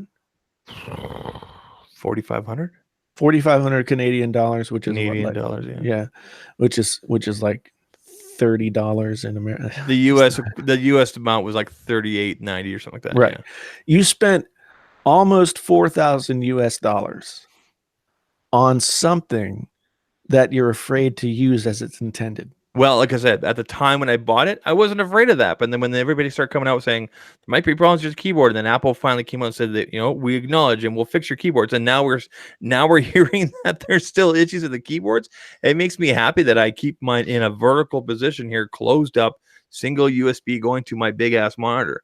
Do you know what I mean? Right. But then I freak out when I have to go on the road with it, and I'm just like, food stays the hell over here. But apparently it can be just like a microscope of dust under the R key or something like that, and then you're foobarred. Well, Hey, one Jake, thing you got people you need to admire. Dude. I know, I'm getting there. Ace Lucero. Hey, you got Ace in the chat. Some people buy phones for bragging rights, just like nobody needs a diamond Rolex, nobody needs a $1,500 phone. But they say, Ace. Well, what kind of shallow people are you hanging out with that would judge you on your phone or the fact that you do or do not have AirPods? If you're hanging out with people that judge you on that, you're hanging out with the wrong damn people. But it does happen. It does happen. It's ridiculous. I know. It's so stupid. But those people would probably say, like, driving something like a Jeep Cherokee is sad and pitiful. There's nothing wrong with the Jeep Cherokee. I drive a Hyundai Santa Fe. Can I go out tomorrow and buy a Cadillac Escalade outright with with the rims and all that and everything and be blacked out and look awesome? Absolutely, I could. But it doesn't make sense. My point is just that it's all relative. But it's all relative. So like, I don't feel like being judgy. Even though I do agree with you that it's kind of one of those things. So yeah, I mean, $1,500 phone is a big ask. And I wonder, since we heard earlier today that or at least I heard earlier today that they're going to have 6 different iPhone models. That's so insane. So what? We're gonna have one that's $800, one that's $900, one that's $1,050, one that's $1,300. One Are these that's, all 6 new models? I have no idea. I just like it came across my Twitter today, and somebody asked me what I thought of it, and I was like, Apparently, so one of them goes is against- apparently one of them is going to be the updated iPhone SE. So that's interesting. well, good. I dig that. I got no problem with the SE. You forgot your second super chat. I know. I'm getting there. There. We're having a conversation here, but I'm getting to Criven's super chat right now. Thank you for the $5 super chat. He says he finally broke up, or she. I guess Criven is not a gender specific name. Finally broke up with Apple after almost 20 years. Picked up an S10 Plus, and I love it. The 11's new camera bump and Apple credit card was it for me. RIP. Yeah, I agree. Apple's making some questionable decisions. You know, I much prefer the old days when it was just one iPhone, one Note, one S phone. It was so much simpler back then. Hey, I want that one. Give me that one. Done. Yeah. I mean, I think the initial thought process behind the iPhone was the same thought process as the iMac, right? There's one thing. It looks one way. It can be upgraded internally, but it's the thing. It was like Henry Ford used to say, you can have whatever color you want as long as it's black. Right? True. I mean, I don't know. I just think that it was. I don't think the iPhone was ever intended to be like 6 different things in 1 year. I don't think so either. But you know what? They have to look at the competition, and you know the S10e, the S10, S10 Plus are perfect example of giving consumers what they want, and the S10e is just taking off like gangbusters. I mean, but it kind of ruined the whole iPhone madness thing, because back in the day when there was only one iPhone, you knew that if you didn't stay up first thing in the morning to pre-order the new iPhone, then you would have to stand online on launch day or 2 weeks in some cases before launch day to try to get you one. I mean, this is what we had back in the day, and now that we have all these different options, it's just like. Well, I think also like the ubiquity of Apple stores and the ability to order online and go pick it up in the store. Yep. That's changed it as well. True. But at the same time, like, yeah, it was very exciting back in the day. But like I said in my video last night, it used to be that there was like one phone, right? There was, like Apple made a phone, Samsung made one flagship phone or a couple of different phones. There weren't like 9,000 different versions of every phone, with then like 100 tiers below it in the case of Samsung of other like price range phones. So it's hard to get excited. I don't know. I think consumers are becoming more aware that there's other options out there, that there is greener grass on the other side of the fence, kind of thing. And well, there's other grass. Whatever, there's other grass. But Greg, Greg, don't come in here with your logic, man. I don't need your logic right now. I mean, I'll give you an example. 2 years ago, my folks and my family, I mean, they all use iPhones, and they never really questioned why it came with the standard charger, and they were used to it being slow. Now, they come over to the house, and I'll plug in my S10 Plus, and 15 minutes later, I'm topped up and ready to go, and they're like, "How come our iPhones don't do that? Or how come we can have it?" And I have to explain to them, well, you have to get one of these, and one of these, and do you know what I mean? The answer is also like your iPhone's old. Well, I mean, one of them has an S8, one of them has an S6, one of them has an iPhone 10. And they were, my sister, for example, she has she has S10, iPhone 10. She's a perfect example of someone it's all Apple all the time, and can't convince me of anything else, and I have to have all the OEM stuff and everything. And then she says to me, "How come my iPhone charges so slowly?" And I'm like, "Because they give you a shitty charger." Yeah, well, here's the realities of it. I mean, at the end of the day, like, the charging thing never bothered me all that much because I would just plug my phone in at night, and that's why all-day battery mattered to me. Mm-hmm. But now there's not really any phones out there that struggle to get to that all-day battery place. I mean, so anyway, I want to get to the with and without super chat. Thank you very much for the super chat. It says, heard that the Note 10 will have whole phone as a screen except for the back. That means the sides are going to be screened too, including the button. I think that, I mean, it's definitely going to incorporate the in the screen fingerprint reader as one of the security options. Depending on how they deal with the front facing camera, they might not have any kind of need for a camera cutout. Mm-hmm.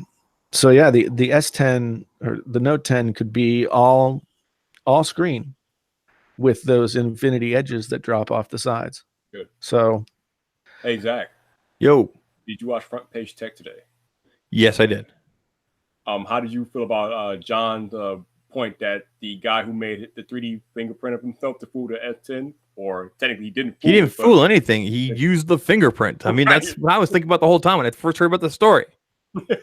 And I made the comment, and he hearted it. Thank you, John. I made the point that if you're going to take the time to take my fingerprint and copy it and 3D print it, fucking have her, man. Give her. Like, seriously. yeah, like, sorry, Jason. if you want in my phone, you want my nudes that bad, give her. Have a good time, man. Like, seriously. At the end of the day, though, like, and I say the same thing to people that are paranoid about Huawei. Right? And seriously, I would be more worried about Google and Apple, which you're letting directly up your ass without any lube. And you're so worried about speculations and this and that. And a private employee over in this country was caught and everything. Man, if China wants my dick pics, give her. We lost control of the stream. Okay, I'm gonna reel it back in here. So Jason C up here says, as when we were talking about the iPhones, isn't that what Steve Jobs did when he returned to Apple? He cut down on all the different SKUs. Yes, that's exactly what he did. He cut down to the essentials of what the company was about, and he made great products in those categories. And that's when Apple was. I mean, that's what Apple is best at. I understand what Greg is saying in the sense that, like, it's a mature product, but it doesn't have to become it doesn't have to become sort of like a, I don't know. It doesn't have to become Honda. Man, we were demonetized a long time ago, so I'm sorry, Jason, but it just really just blows my mind that some last week's podcast didn't get demonetized. Okay, well, I'm sorry. The previous two did. I don't know why, but they did.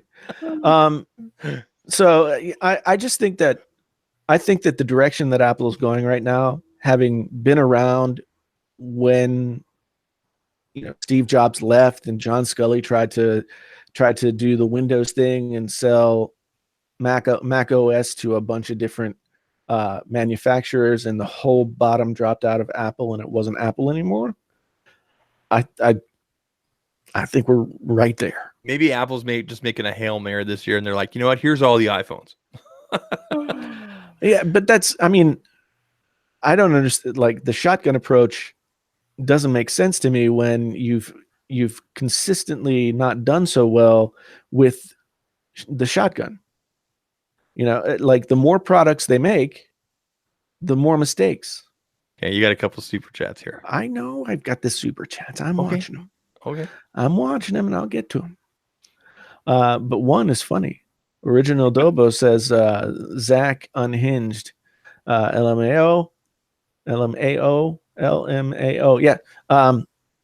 Hashtag Zach nudes. Oh. No, nobody wants that. No, I didn't even want to.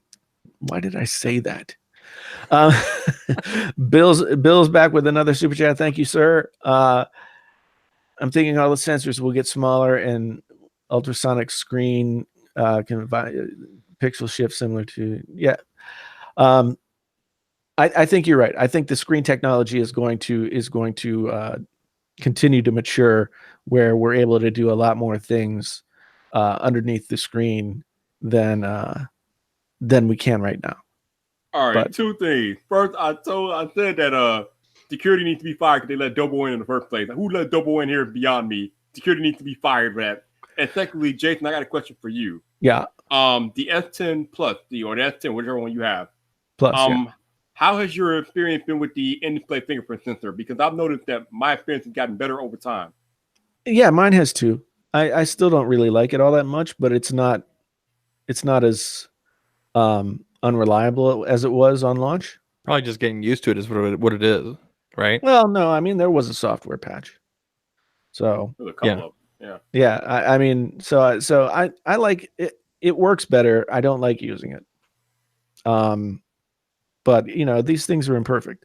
I still think I've got face unlock going on the S10 now, and it's pretty fast, but it's not, as everybody likes to say, it's not as secure as Face ID. I know, but I can't do smart unlock, Lon. In fact, I double checked today. I can't do smart unlock because my email for my job is like, because I'm connected to a healthcare network, it's like super locked down, and so I can't do smart lock at all.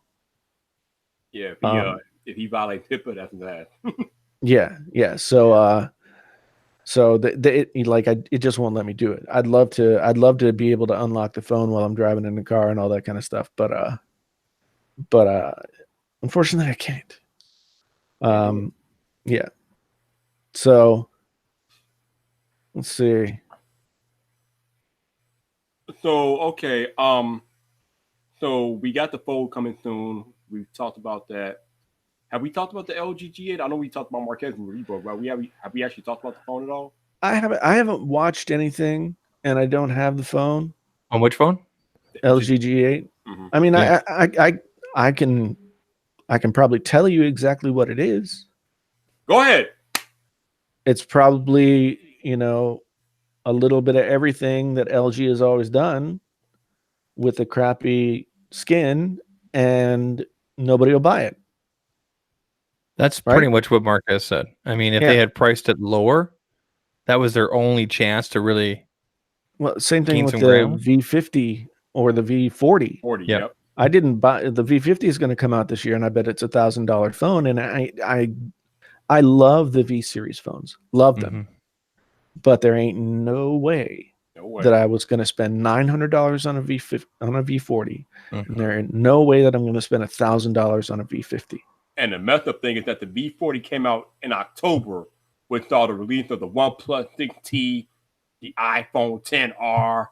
I mean, the Google Pixel came out that same month. It was up against some heavy hitters, man. Whew. Yeah, and unfortunately, I think LG's time to be a major player in the smartphone categories was probably 2016, and I think 2016 was the year of the LG G5, or whatever year the LG G5 came out, because they had really like gained some goodwill with the previous G series phones. People liked them, and then they came out with the G5, and it was, I remember Erica, what's her name again? Erica Griffin. Yes, Griffin, yeah. sorry, Erica Griffin. She just ripped that phone to bits. Like the coating on it was scraping off. The quality of how the battery module locked in is just like all uneven.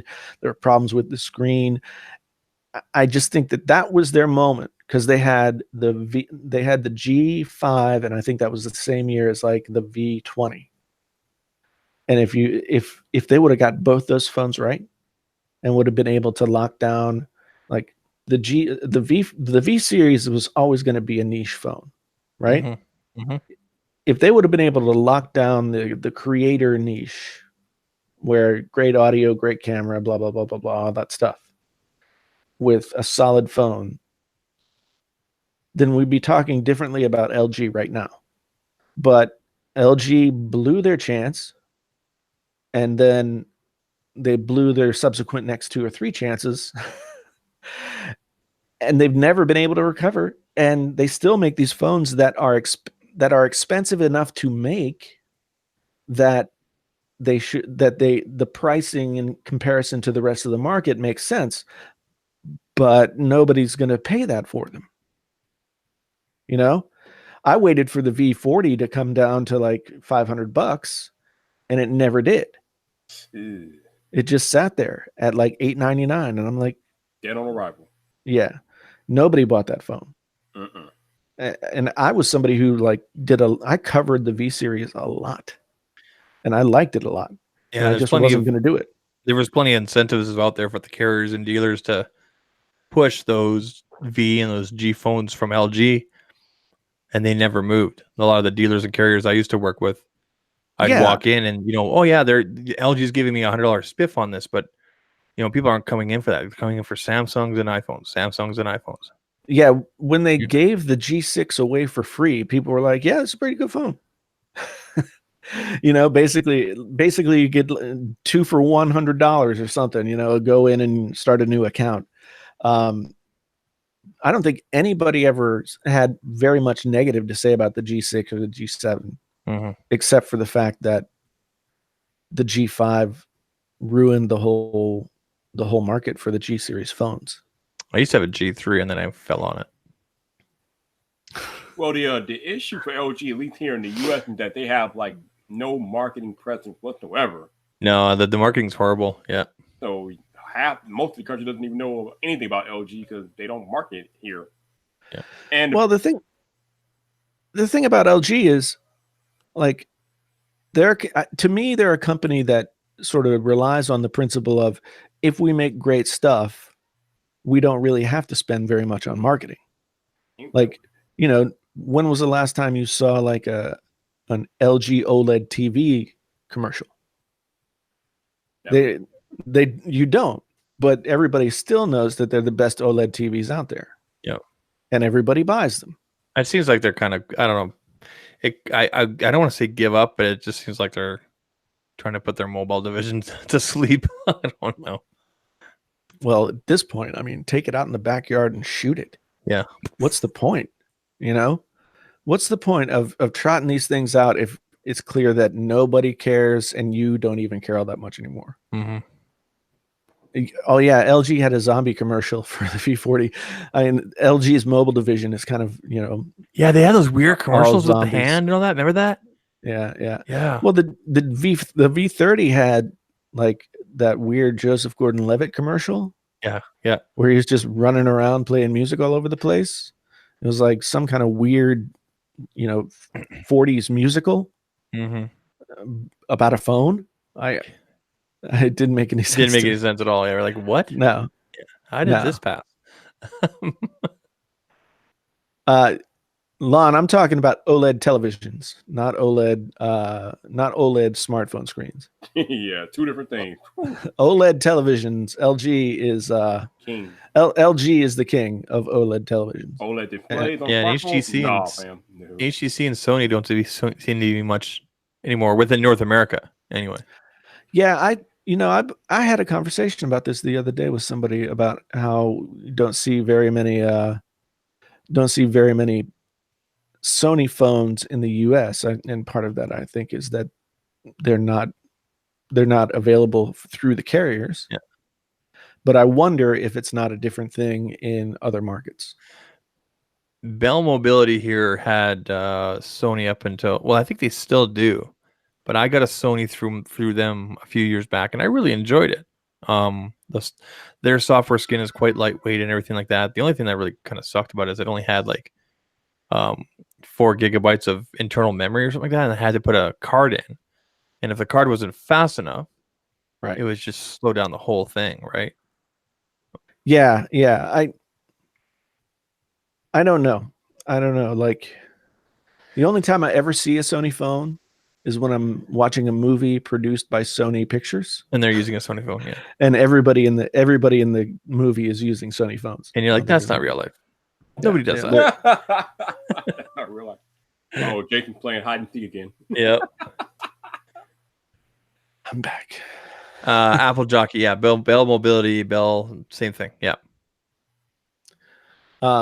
Yeah. So Sony makes good products. I mean, they make great products. Their TVs are great. Their TVs have always been like gold standard. They're doing the camera sensors on our Samsung and our Apple phones, are they not? I don't know. Are those not Sony sensors? I know that there's Sony sensors in the Razer phone. Yeah. Look at those fingerprints. Damn. I got a shiny case on it too. You know what? I should send you. I have all the OEM cases. I should send them to you. Yeah. I mean, this is an OEM, but was that yeah? You want them or yeah, whatever. Yeah. I'm not sure. We'll talk later. Yeah, because I may keep it. I may not. Now here's something that made me mad. Like, so at first I ordered the phone through Razer, and they were like, it's going to take 4 days for it to get to you, even if you pay extra. And then I went and looked on Amazon, and Amazon had it, so I could get it the next day. Nice. So I ordered it on Amazon, and I went online and canceled my order through the live chat feature that they have. Mm-hmm. And I have a number and everything that says it was canceled. And then the next day, Friday, I got a notification that says your order has shipped. I'm like, what? And it showed up. It showed up yesterday. So now I've got 2 Razer phones. I was going to say, well, at least it's just through Amazon. It's easy to return, right? So yeah. I don't know how easy it would be to return the Razer one. But when I was going to return the Razer one, they made me jump through a bunch of hoops, and I finally just sold it privately. Yeah. I mean, but I tell you what, I honestly think that at $500, no, that's a good deal for that phone. This is the best $500 phone you could possibly get. The front-facing speakers are awesome. Yeah, I mean the screen is unbelievable. Yeah. So yeah, I just don't know that there's a better $500 phone. Unfortunately, it's a fire sale. And well, apparently they're not going to come out with a Razer Phone 3. Yeah, I can't remember his name. I know I follow him on Facebook. He came out and said that, the CEO. Yeah, yeah, I know. It's too bad too, because like I know that this is a good phone. Like people got like so OCD weird about everything about this phone. Yeah. It's not curved. It hurts my hands when I hold it because it's got corners. I'm like, what the fuck are you talking about? It hurts your hands. Yeah. Seriously? It hurts your hands. Have you walked out the house in 2019? You're in the middle of outrage culture, man. This is where we're at. And I'm outraged at the outrage. I'm like meta. I'm just, I've come all the way back around. But no, I mean, the 120 hertz screen, like I don't notice it as much on the iPads, but on this phone, like you can really see how much on a smaller display you'll notice it more. Yeah, how much smoother in like buttery smooth and it's cool that it only kicks in when it has to save you on battery life. You see what I did there? I said buttery smooth. Oh, that's one of those. That's one of them. Tech YouTuber meme. Buttery smooth. Y'all crazy. Buttery smooth. Hey, so you said at the start of the night that you were gonna like say some names and possibly hurt some feelings. I already did. Wait, what? I was just talking about the Twitter conversation that went on. That and that was that. I'm not going to call anybody else out. I didn't really call out anyone. I just, referenced the conversation and reiterated my stance, so no tea tonight. No tea. Sorry. Yeah, that's right, Jeff. Buttery smooth. It's all got to be buttery smooth. Okay. So let's transition to what we were talking about earlier on Twitter, though. So let me get to Tech Rant's. Tech Rant had a statement here. Oh, there we go. That I think kind of dovetails into this. He says, it seems like if you don't have the best camera in a phone, then none of the big tech YouTubers care. Also, every phone is a fingerprint magnet. Fingerprint magnet is another one. Another meme. Fingerprint magnet. Fingerprint magnet. You know what? I should challenge C Kid to write us a rap that includes every single like overused statement from YouTube phone reviewers. Daily driver, buttery smooth, fingerprint magnet. Yeah, and the whole track could be called Buttery Smooth. I think that would be amazing. That would be amazing. Hashtag fingerprint magnet. Hashtag buttery smooth. He could do it. He could. That would be awesome. That would be awesome. Like I'd guest on it. You know, so it'd be like C Kid featuring Painfully Honest Tech. You'd have to play the guitar. Just like they do on the top 40 these days. Everybody's featuring somebody. But I think TechRant is right. I think that YouTube reviewers, because they are camera people, I think they are biased toward phones with better cameras. And so when something like the Razer phone comes out and it's like a total left turn from what every other phone looks like, you know, everybody always says like, oh my God, all the phones are the same. They look exactly the same. And then you get this, which does not look exactly the same as anything. You know what, Jason, to further both of your point, if the Google Pixel didn't have a good camera, would it even be relevant today? No. The only thing that makes the Pixel relevant is the camera. Yep. And the only reason the camera is relevant is because so many YouTubers talk about the camera. Yep. There you go. That's all it is. Like if it started with that stupid DxO mark score.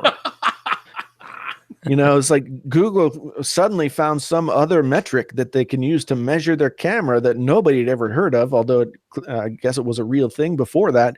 And they're like, we get a DxO mark score of 99. It reminds me of, for those of you that play World of Warcraft, do you guys remember Gear Score? That's what that reminds me of. I don't, but No? I know what you're talking about. Gear Score was a way of, in World of Warcraft back when I played it, that, you know, if you didn't have a certain gear score, people wouldn't take you on raids or go in groups and everything. Right. That's what the DxO mark reminds me of. Yeah. It's not a true representation of what the phone can do. No. And TechRant is right. The Pixel is terrible. I'm quoting here. In every other category except the damn camera. Mm-hmm. And it is. It's true. It's true. TechRant wouldn't say that. Of course he would. It's true though. I mean, you know, the whole thing about stock Android is that it's supposed to be like so clean and so buttery smooth, and it's just supposed to be awesome. But the Pixel 3 XL and the stuff that they had loaded on there for a long time after launch was not good. Not good. It was like Bush League terrible. I can tell TechRant always had a low gear score. Look how angry he is. You noob. Yeah. Friggin' noob. You probably played a mage. Ooh. Those are harsh words, man. So Jason C says Razer never promoted itself as having the best or great camera. They promoted it as a gaming phone. I think promoting it as a gaming phone was a huge mistake. A huge mistake. Yeah, that's because that gives the opportunity for 30% for everything but like 25 or 30% of the market to say, I don't care about games. Yep. And write the phone off immediately. I mean, it's not all MKBHD's fault. You know, Razer marketing these phones as gaming phones first was the mistake. Amen. Because if you tell me something about a gaming phone, I immediately lose interest. I'm like, I don't care about that. Yeah. It was well, the Asus ROG phone is supposed to be just incredible. Yeah, but that thing looks like, you know, something that fell off of a 1956 like you know, Chevy. What he meant to say was it looked like a nerd's wet dream. That's what he meant to say. It looks like yes. That phone screams, I'm a dork. TechRant was a druid. It all makes sense now. Yeah. That phone just screams like, you know, my other computer is filled with RGB. it's it's a cool phone. It does cool things. I love that it has a fan that you can put on it to cool it down. Great. Love it. However, I don't think that like this phone just by its like it doesn't scream like gamer phone, does it? It's a black obelisk of a thing. It's a nice black piece of aluminum and glass. Doesn't it have the glowing logo on the back? It Yep. feels good in the hand. It has the glow. There you go. There's another one. Feels good Ladies, in the hand. you know the procedures. That's right. So I mean, it's a really good phone. The side fingerprint reader thing takes a little bit of getting used to, but I just use my middle finger. So I'm right-handed. I hold my phone in my left hand, right? So my middle finger is just right there. It just drops right naturally on that thing.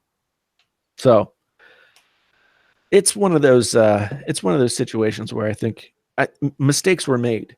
In the words of our great leader Richard Nixon, mistakes were made. Yeah. And Razer is a gaming company, so it's kind of hard to be like, don't market your phone to gamers, right? But is there a place where they could have marketed toward their usual clientele, their usual demographic, but also marketed to more of the mass market of phone buyers and said, this thing is powerful, it has a great looking screen, it has great sound coming out of it for when I've been taking this is going to sound wrong, but just let me get there. I've been taking this thing in the bathroom Okay. when I take a shower and just like putting some music on and sticking it in the sink, and it sounds great. I use mine primarily for YouTube and everything just because of the dual speakers. Yeah, I mean, I don't play a lot of games on it, but I treat it as a glorified tablet without being a tablet. I haven't played a single game on this thing. Yeah. I don't know that I will. I don't really play mobile games. Yeah. What he meant to say was he puts it on top of the sink, not in the sink. No. I put it in the sink. Okay. There's a reason though. Okay. There's a reason. Like it's the same thing as like, how people will cup the phones that don't have front facing speakers. People will cup the speakers so that they fire outward. Yeah, like when you go to the doctor and he cups and you have to cough. So if you put this guy in the sink, then it's a natural amplifier. Oh, Yeah. Clever, man. Yeah. Jason's got one of those cell phone amplifier sinks. And it's IP67 water resistant, so I don't have to worry about it being messed up when I put it in the sink. But It came from Gearbeth. Simply Beth, currently cupping.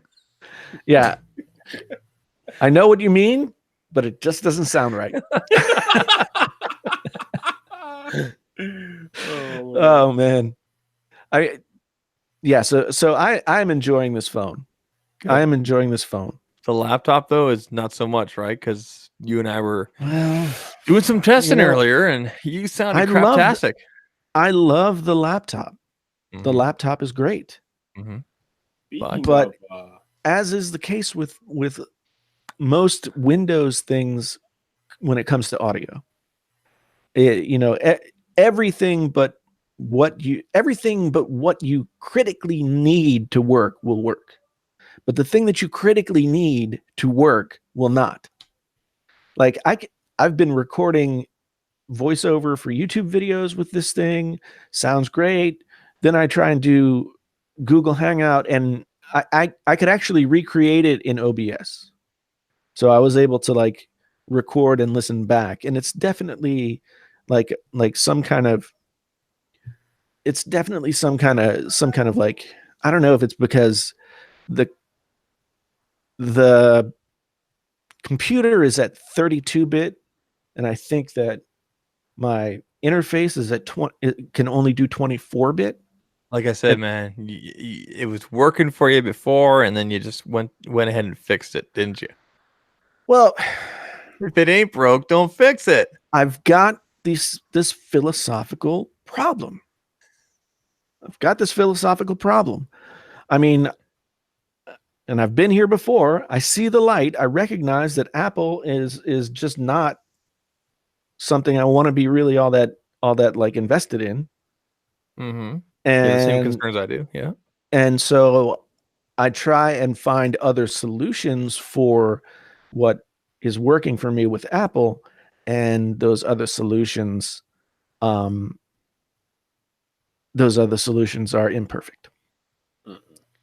And I mean, the Razer Blade as a laptop is the closest thing you will get to a MacBook Pro that's not a MacBook Pro. The build is awesome. The materials are awesome. The keyboard is so much better. So much better. Mm-hmm. The screen, 144 hertz, 1080p screen. I mean, you just can't. The specs are all there. Can you play Fortnite on it? Oh man, you could kill Fortnite. Yeah. Play Fortnite at Epic, yo. Actually, mine has a 1060, so you could probably still play it. Nice. 1080p Epic, yeah. Speaking of a laptop, whatever happened to Project Linda? That like disappeared. Never I happened. thought that was supposed to come out this year. Never happened, and I'm kind of bummed. I made a video about that when I heard about it from CES. I was like, wow, that's kind of a cool idea. And then Asus kind of did it. They put a screen in the laptop trackpad. Yeah. So it was like a secondary screen, but you could only do certain things with it. It wasn't, I mean, ultimately. They announced it at CES, not this year, the year before. Yeah. Saying it would be out in a year, and then, well, here we are a year later. Well, they didn't sell the phones. Mm-hmm. It had joined the rank of AirPower. Maybe that's why we don't have a Razer Phone 3 is because they're working on that in conjunction with Linda. I don't know. I mean, at least when it comes to Project Linda, they didn't come back 6 months later and say, "Oh no, it's still happening." Oh no. And 3 months after that, they're like, "Oh no," and then they take it off the website. Then they put it back on the website. Then they put it on the box for one of their accessories, and then they say, "No, it's not happening." Wait, are you talking about? Yeah. Yeah, AirPower. Speaking of things that we've never seen, whatever happened to the Galaxy Home? You mean the speaker with the legs that would carry your kids away? The thing that looks like Skynet? Yeah, that thing. I don't know, and I'm glad it didn't come to fruition. Yeah. I don't know either. I was the only one who liked that design. The only one. Right. We did a video about it looked like a cauldron. Yeah. I liked the design. I did. He was the only one. That's right. He was. Jason asks, "Don't you use Final Cut Pro?" I have been using Final Cut Pro for the past year and a half. I just edited a video again in Premiere last night for the first time in a long time, and I'd forgotten how much easier it is to do color correction and all of this other stuff. Like, let's say that Final Cut Pro, at least in how I know how to use it, is like crayons, and Premiere Pro is like, like, I don't know, finely tuned drawing instrument. Colored pencils. I don't know. Is it okay? It all fell apart, but you know what I'm saying. Are you trying to be an elitist because I use Premiere Pro? No, I mean, I like it a lot. Man, and I think the colors that I got in the video last night and the overall fidelity that I got for my video last night looked better than anything else that I've been able to do. Okay. And it was all because, like, I was able to put an adjustment layer over top of what I was doing, did a little sharpening, bumped up the contrast a little bit, all that kind of stuff. And then, like, did a tiny bit of color correction, put a vignette on it, and it was looking sexy. I was like, so basically, what you're saying is that you like to use Premiere Pro to get all fancy on it. Okay. Well, I mean, I like to use Premiere Pro to do the things that it's the same thing with Photoshop. Like, Photoshop does these things.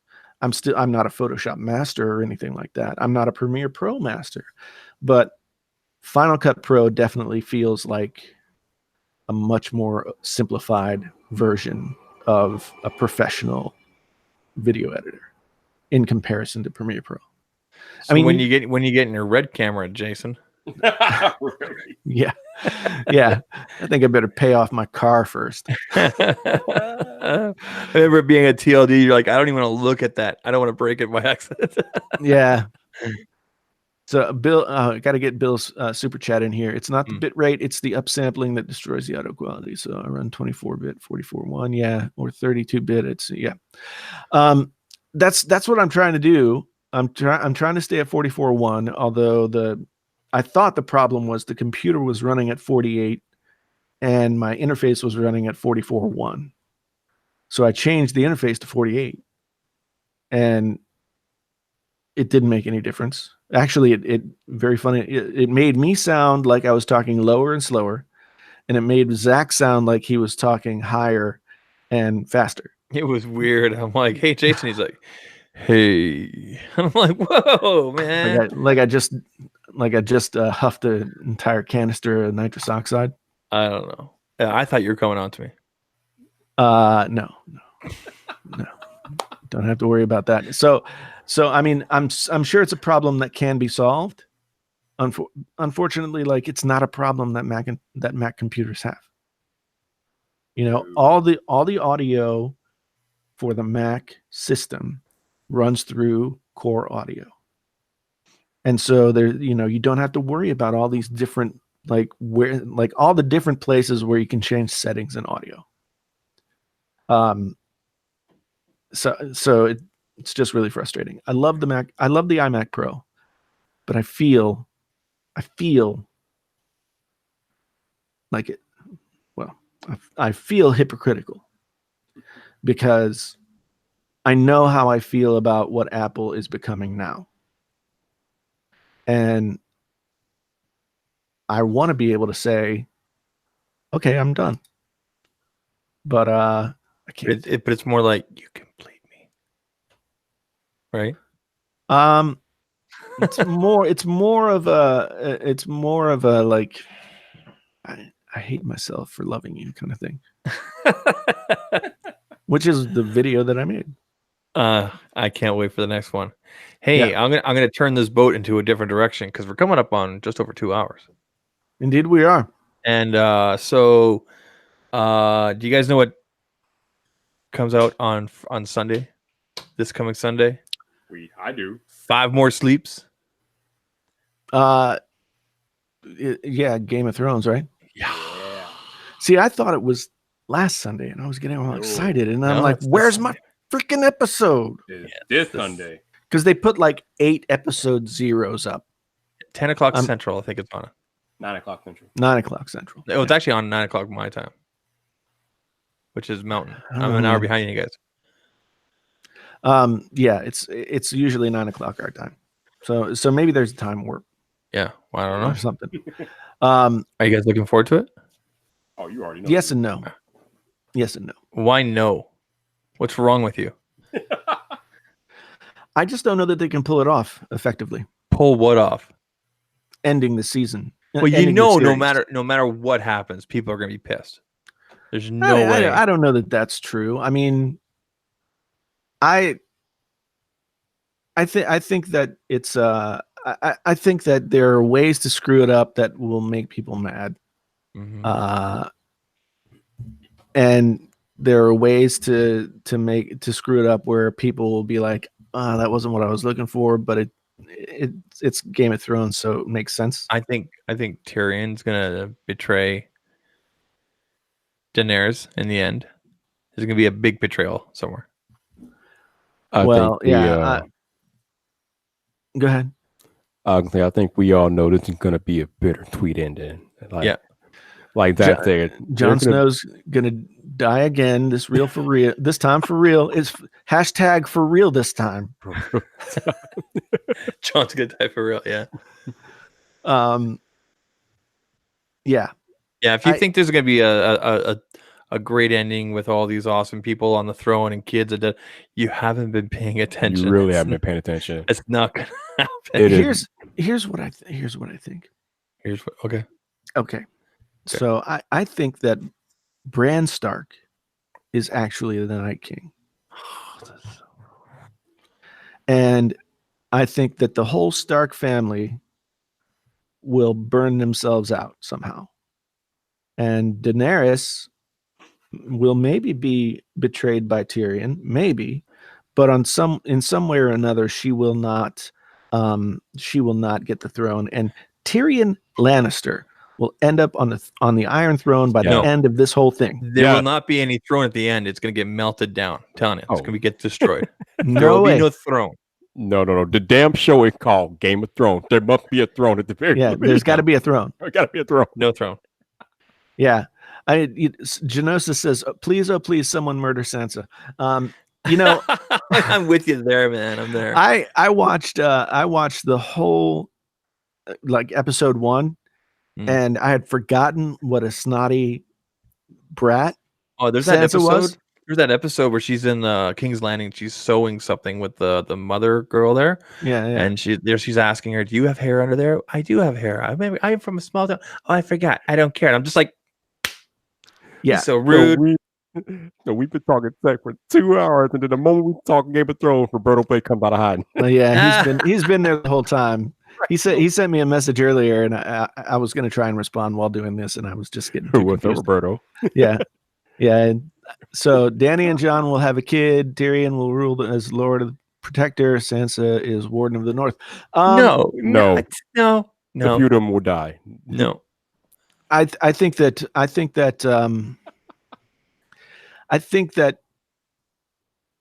Sansa comes back as Dark Phoenix. Okay, that's funny. I think Podrick will rule the throne with his big old dick and be like, "Yeah, come get some." No, Arya Stark is going to become the new Man with 1,000 Faces. Yeah, that's what's going to happen there. She's gonna take over that whole thing, and she's still going to be ticked off, and people are going to be afraid.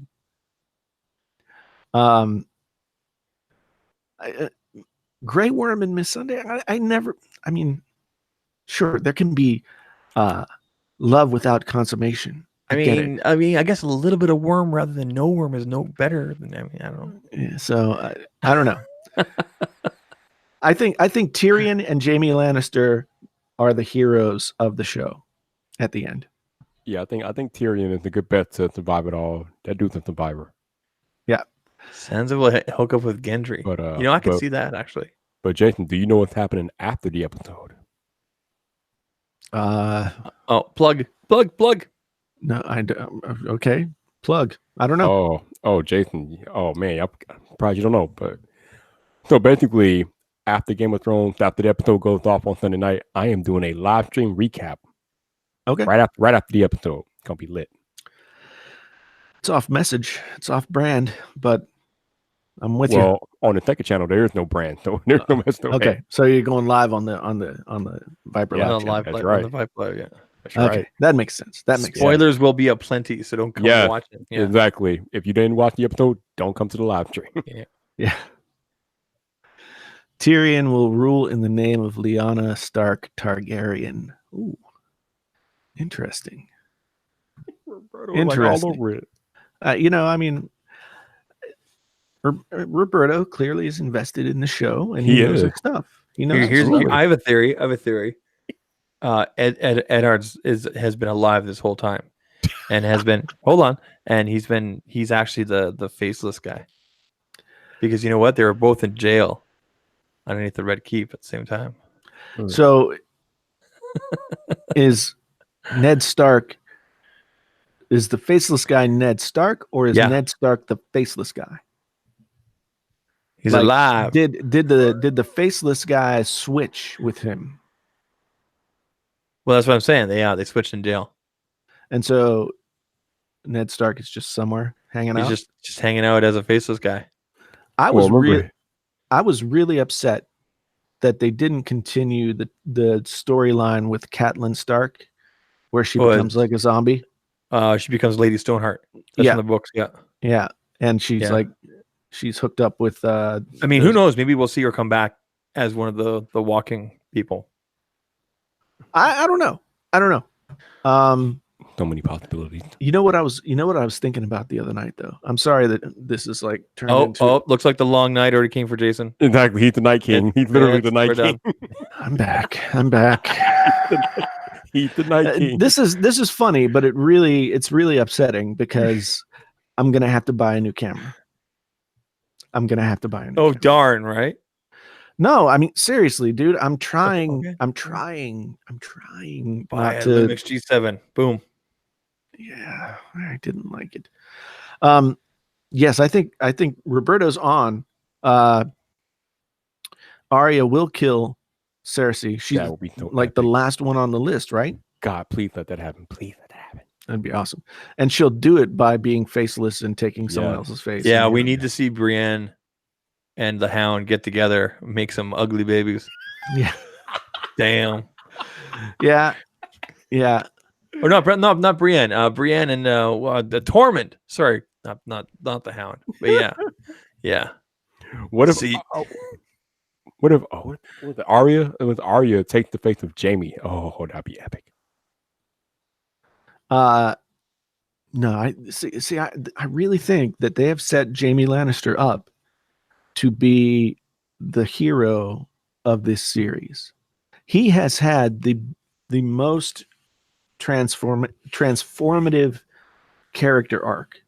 Of I never anyone in understood the why he series. never told anybody why he killed the Mad King. He told Brienne there, but why didn't he just ever come up with his story and be like, "Hey, because I saved all you guys"?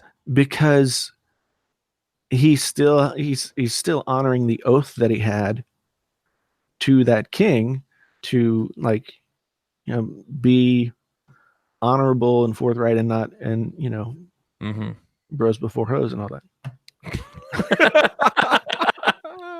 Yeah, we do get Clegane Bolt. They have confirmed that. Roberto said that Arya will take the face of the Maester. I don't know about all that. I don't know. Yeah, I don't know. And what about what's his face?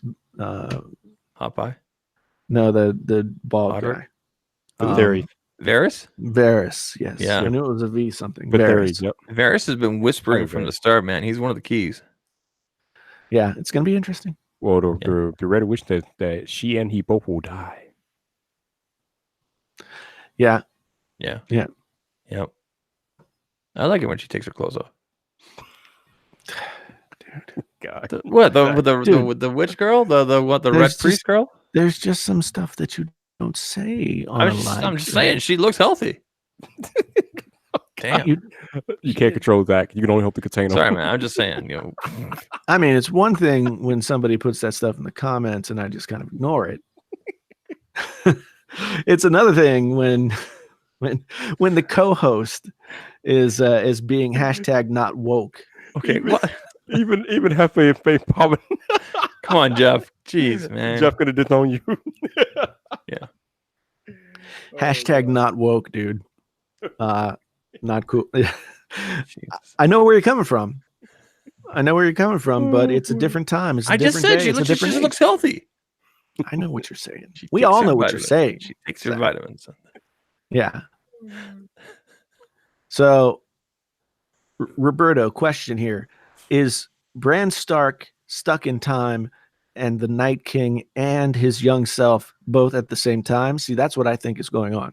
And wouldn't that be something if Bran woke up and it was all a dream? Because you remember that scene in the first, I think it was the first or second episode, where Bran had woken up after his fall, and there's an old lady sitting there, and she says, which stories do you like? And he says the scary ones, and she starts talking about White Walkers and hounds and giants, and then Robb walks in, and he says, "What are you telling her? What are you telling him?" And she just says, "Just what the little master wants to hear, what the little lord wants to hear," right? And she started basically, from what I've been told, from what I've read, if you want to find out clues about how this is all going to end, it's all in the first couple episodes from the first season. That's why I went back to watch the first couple of episodes, and there are some pretty pregnant phrases and pieces of dialogue that sound like they could be prescient of the end. But see,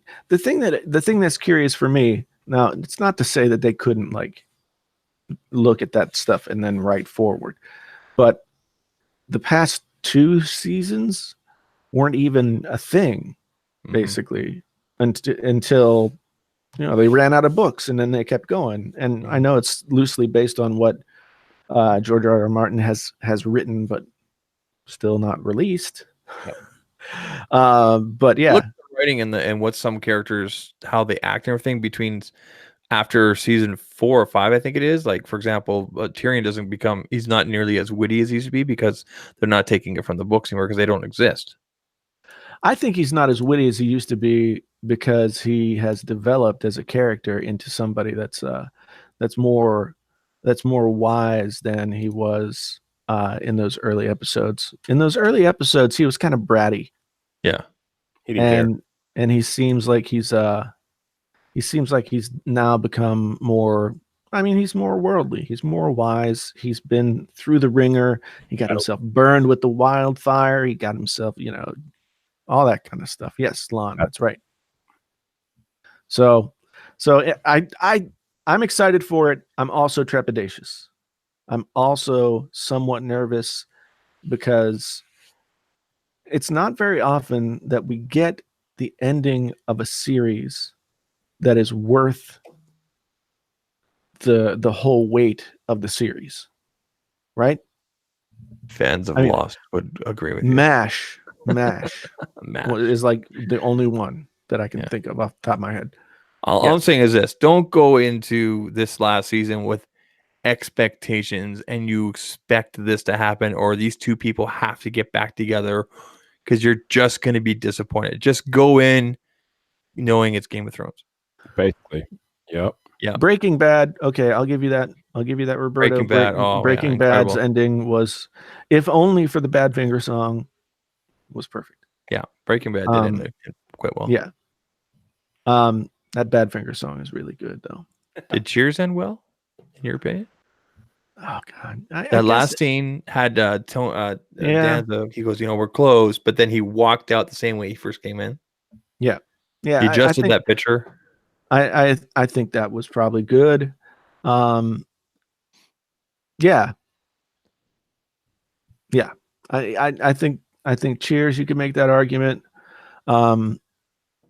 I don't remember the Seinfeld ending. I mean, it was a show about nothing, so it's they went to jail. They went to jail. They all went to jail. Okay. It was ridiculous.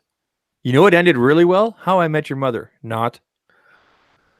What a terrible show. I've never watched that show. I've never watched The Big Bang Theory. I've never watched any of those. You're not alone. Oh man. I want to know how they're going to end Law and Order. Oh Lord, they're never going to end Law and Order. Yeah, Law and Order is just going to keep on going. Jing, jing. Law and Jing, Order. jing, It's not going to die. jing, jing. But before we get out of here though, we got to talk about Painfully Honest Auto. Yeah. Oh. Yeah, Painfully Honest Autos would be a fun channel to do. I also suggested that people also suggested like music and stuff like that. Not just like performing music, but like music opinion and that kind of thing. That would be fun. So this podcast is relaunching probably by the end of May. Okay, so relaunching, going to be on all the networks, or going to be on all the outlets as an audio thing, on a new network, and it's going to be a real podcast. I want to be a real podcast, Geppetto. So it's going to be a real thing. The next podcast that I want to make is like Painfully Honest Music, where I just geek out over something. I mean, if you want to give us the taste, I see the guitar right behind you. I see that guitar. I know. That guitar. I was playing it as we were like warming up to get ready. What experience do I have with automobiles? Geez, man, I grew up like handing tools to my dad when he was underneath the car, like every piece of crap car that he owned. I've got plenty of automotive background. My man did a video on the 2016 Jeep Cherokee on that very Painfully Honest Tech channel. It was the 2015 Renegade. Oh, Batman versus Superman version. my bad. See, there you go. There's the appearance right there. There you go. Yeah. I mean, I just have never had enough money to be as into cars as I want to be.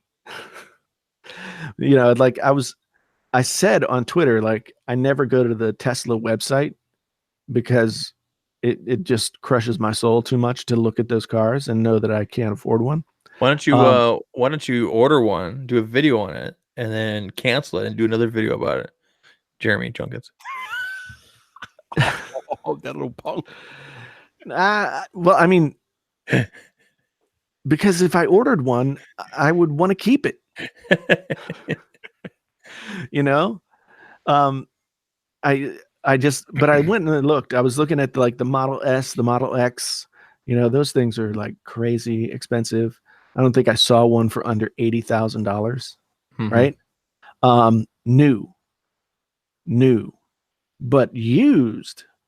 They had like a 2016 Model S that was like $35,000. It's not bad. I'm like, oh, that's within reach, almost. If I wasn't so upside down on the car loan that I have right now, it might be more within reach. But unfortunately, yeah, the ghost of poor money decisions past. What about Avengers Endgame? Did you guys get your tickets for that yet? Nope. No? Really? I gotta say, honestly, I just don't care. What? What? I'm not. I mean, I'll go see it. But I don't care. I'm pulling my kid out of school an hour early to go see it. So I know. it's gonna be awesome. We might need a new host. What do you mean you don't care? So that's I mean, the thing is, it's not like we don't already know what's going to happen. We don't. Of course we do. What They got billions of dollars in franchises hooked up in this thing. Black Panther's got to come back. Like, you know, I mean, Spider-Man's got to come back. Well, we already know because Far From Home is gonna be coming out. So we know that. But Well, we don't know. We don't know if Far From Home is like before or after. no, they've already said it's after. It's after. Okay, Endgame. so we know that the majority of the people have to come back. oh, we knew that anyway, but we don't know what's going to happen in this particular storyline, though. But you know what? Oh, It's not I about can the tell you destination, exactly. Jason. It's about the journey. They're going into the negative zone. They're going to do this, that, the other The thing. It's negative going to be zone. some kind of like quasi-scientific. Negative zone. You're gonna upset the Marvel people in the chat here. The negative zone. What's wrong with you, fool? Hey, They're I've been a Marvel Comics reader since I was like 6 years old. they are Okay. you like they went out to Keemstar yesterday for calling talking about WWE fans. Well, I won't do that. Although I would have things to say, but they're gonna go back. They're gonna figure out some way to like fly back and like fly counterclockwise around the earth and turn back time. And Oh man, now he's like quoting Superman. How do we go to Superman? What the hell? well, I mean, it's gonna be something like that. They're That's gonna how be it like, works. oh, That's how it works, Vyper. You got to fly around real quick. Wow. Bruce Banner is gonna be like, oh, if only we could blah blah blah blah this. I feel like I'm back. And then Captain Marvel shows up, and they're like, "Oh shit, we can blah blah blah this now. We got to get our special suits on, and we better go." And then everybody's alive. So if Margot Kidder going to make an appearance too, then Is Margot Kidder still alive? I don't even know. Okay, stop. No. Did you guys see the teaser trailer for this Joker standalone movie? I did. I didn't watch it. No. It looks amazing. Amazing is a strong word. I hope it stays as dark and gritty as I hope it is going to be. It looks like if. Okay, you're just gonna have to bear with me on this. Oh, no. It looks like if an indie filmmaker got the reins to make a Joker film, and he made it all about like the guy, not the Joker. And yeah, Actually, that's what it looks like. Well, I know. well, yeah. That's what I'm saying. I mean, who cares? Who cares? The reason that we care about the Joker is because he's like crazy, and he will kill people. If there's no Batman, then Yeah. nobody cares about the Joker. Yes. Oh man, you don't understand the Joker at all. Yes. Of course I do. Of course I do. The Joker is Batman's foil. He's the Yes. he's the heel for Batman. If you don't have Batman, the What is Joker doesn't matter. Exactly. What is this? Me I- and Jake are on the same page. It's going to be like a biopic. Yes.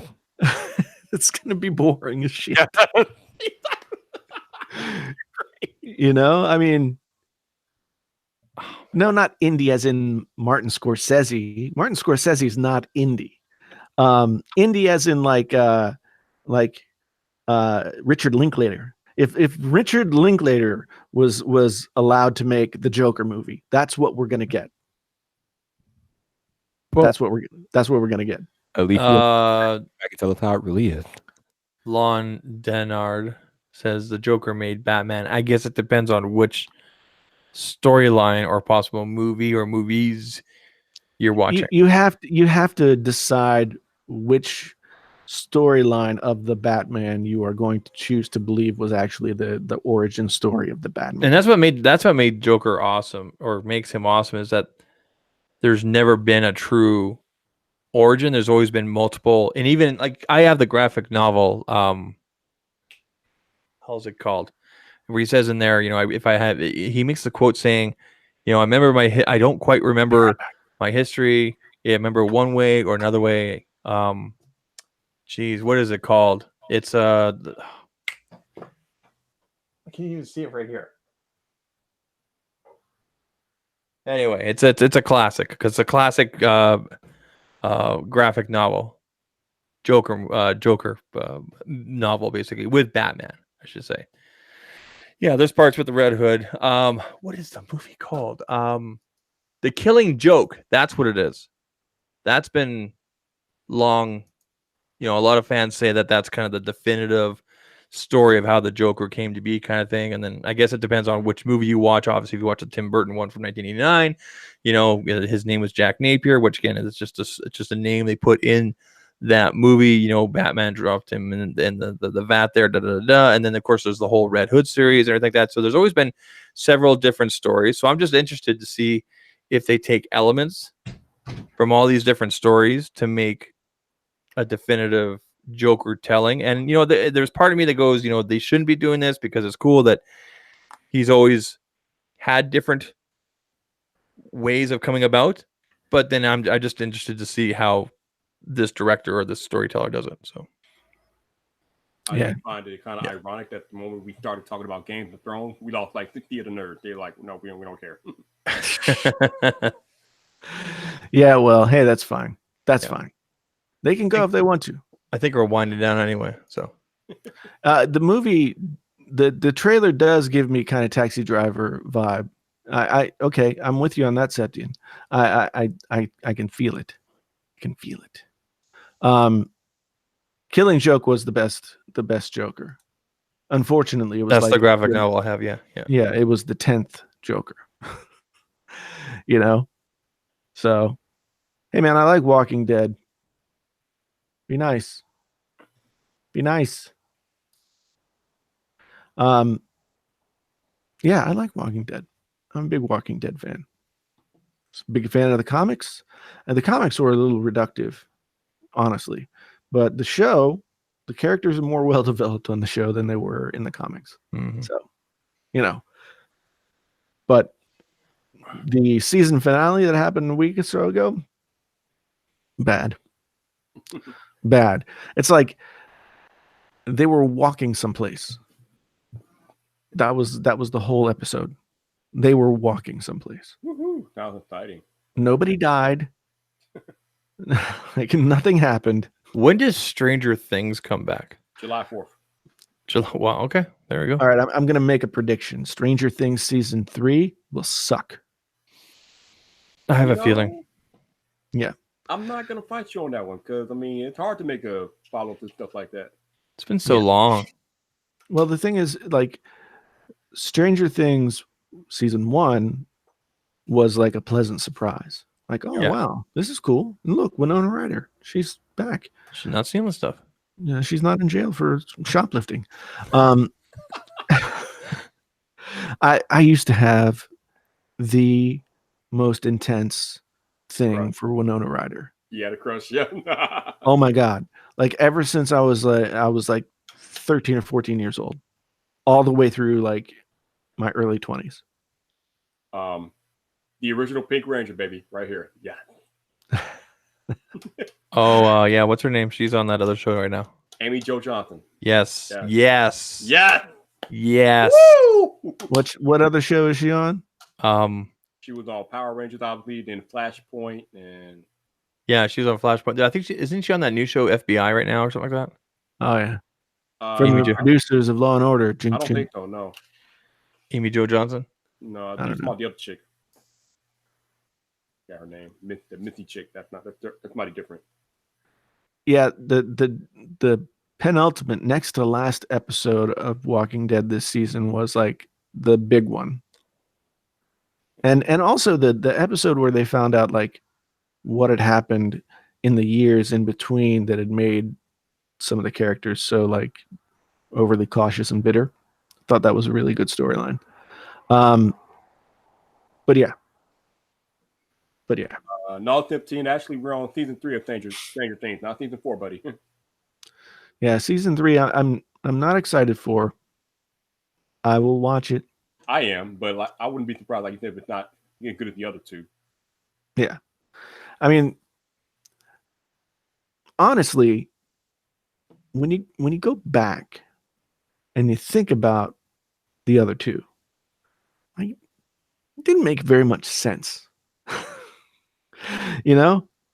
It's kind of like the X-Files in the last few years of the X-Files where like nothing made sense. Yeah. Yeah. And then like you wanted it to make sense. Like what happened to the girl's friend? She's like in the upside down somewhere, apparently. Yeah, but I don't know. I mean, that was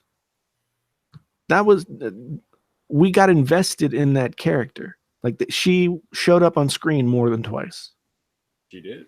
If a character shows up on screen more than 2 times, There was a hashtag going around last year, justice for somebody. I can't remember her name. yeah, I For can't her, remember. yeah. I can't remember her character's Yeah. name, but Bro. yeah, it's like it's like in storytelling. If you mention something twice, then it automatically gains importance in the reader's mind, and then you have to deal with it. You Yeah. have to deal with it. You can't just be like, oh well. Yeah, Barbara's gone. Yeah, Barbara's she like air did. power. She's like air power. She did.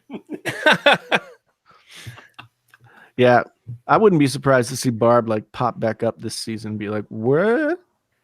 Pops back up and hey guys, came back from the dead and I have air power. I found this weird white mat in the upside down. You can put your phone anywhere. Is that a tampon or is it air power? oh, damn, dude.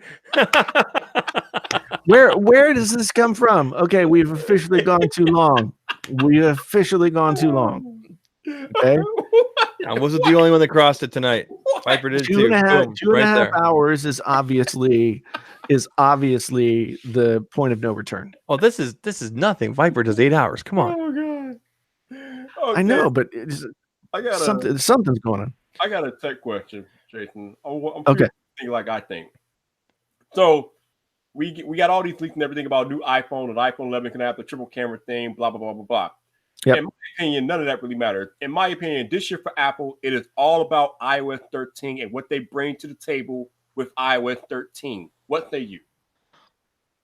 I think there's merit to that. I think that the cosmetics of the phone, aside from the notch, I think if the notch isn't in some way handled, smaller, Handled. well, Samsung, Calm down. Samsung came out with the hole punch. People were on the fence about whether or not that was going to look any good, but it looks good. And they've got like all screen. So if Apple doesn't deal with the notch in some way, shape, or form this year, that's going to hurt them. That's going to hurt them big time. Mm-hmm. But I think iOS 13 is probably equally, if not more important, as you said, because now that Samsung has One UI and stock Android and the various permutations of that, with little bits here and there, is pretty solid.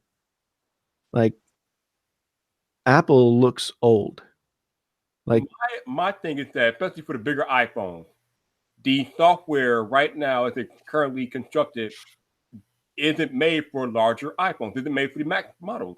yeah. And Well, I had a really good comment today about in regards to that Vyyyper about somebody commented and said it drives me nuts that I can't have two apps open while on my big iPhone, my 10s Max, like have video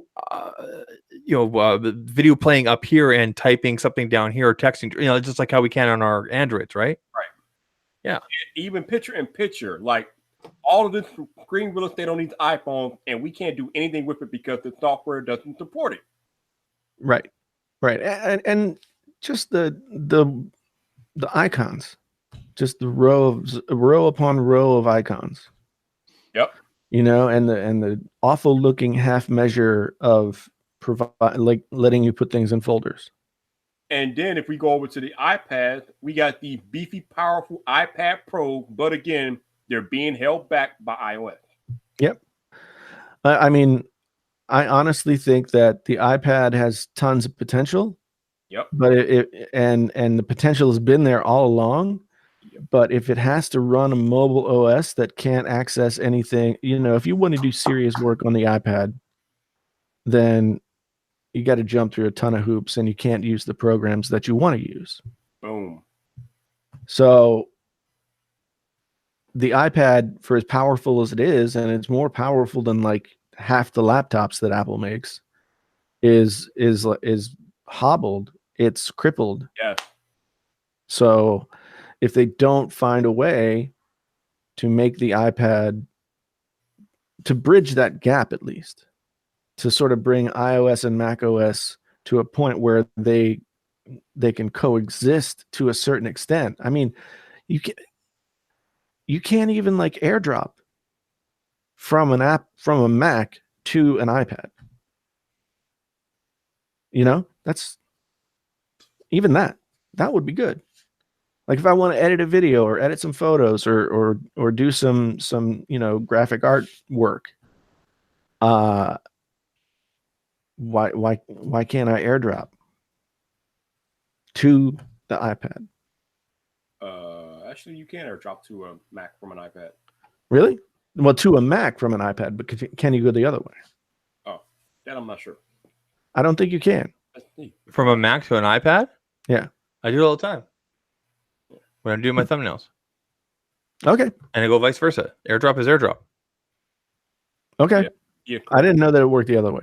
So no, works both ways. Yeah. Way. Yep. And it's completely bisexual. It's great. Goes both ways. Yeah.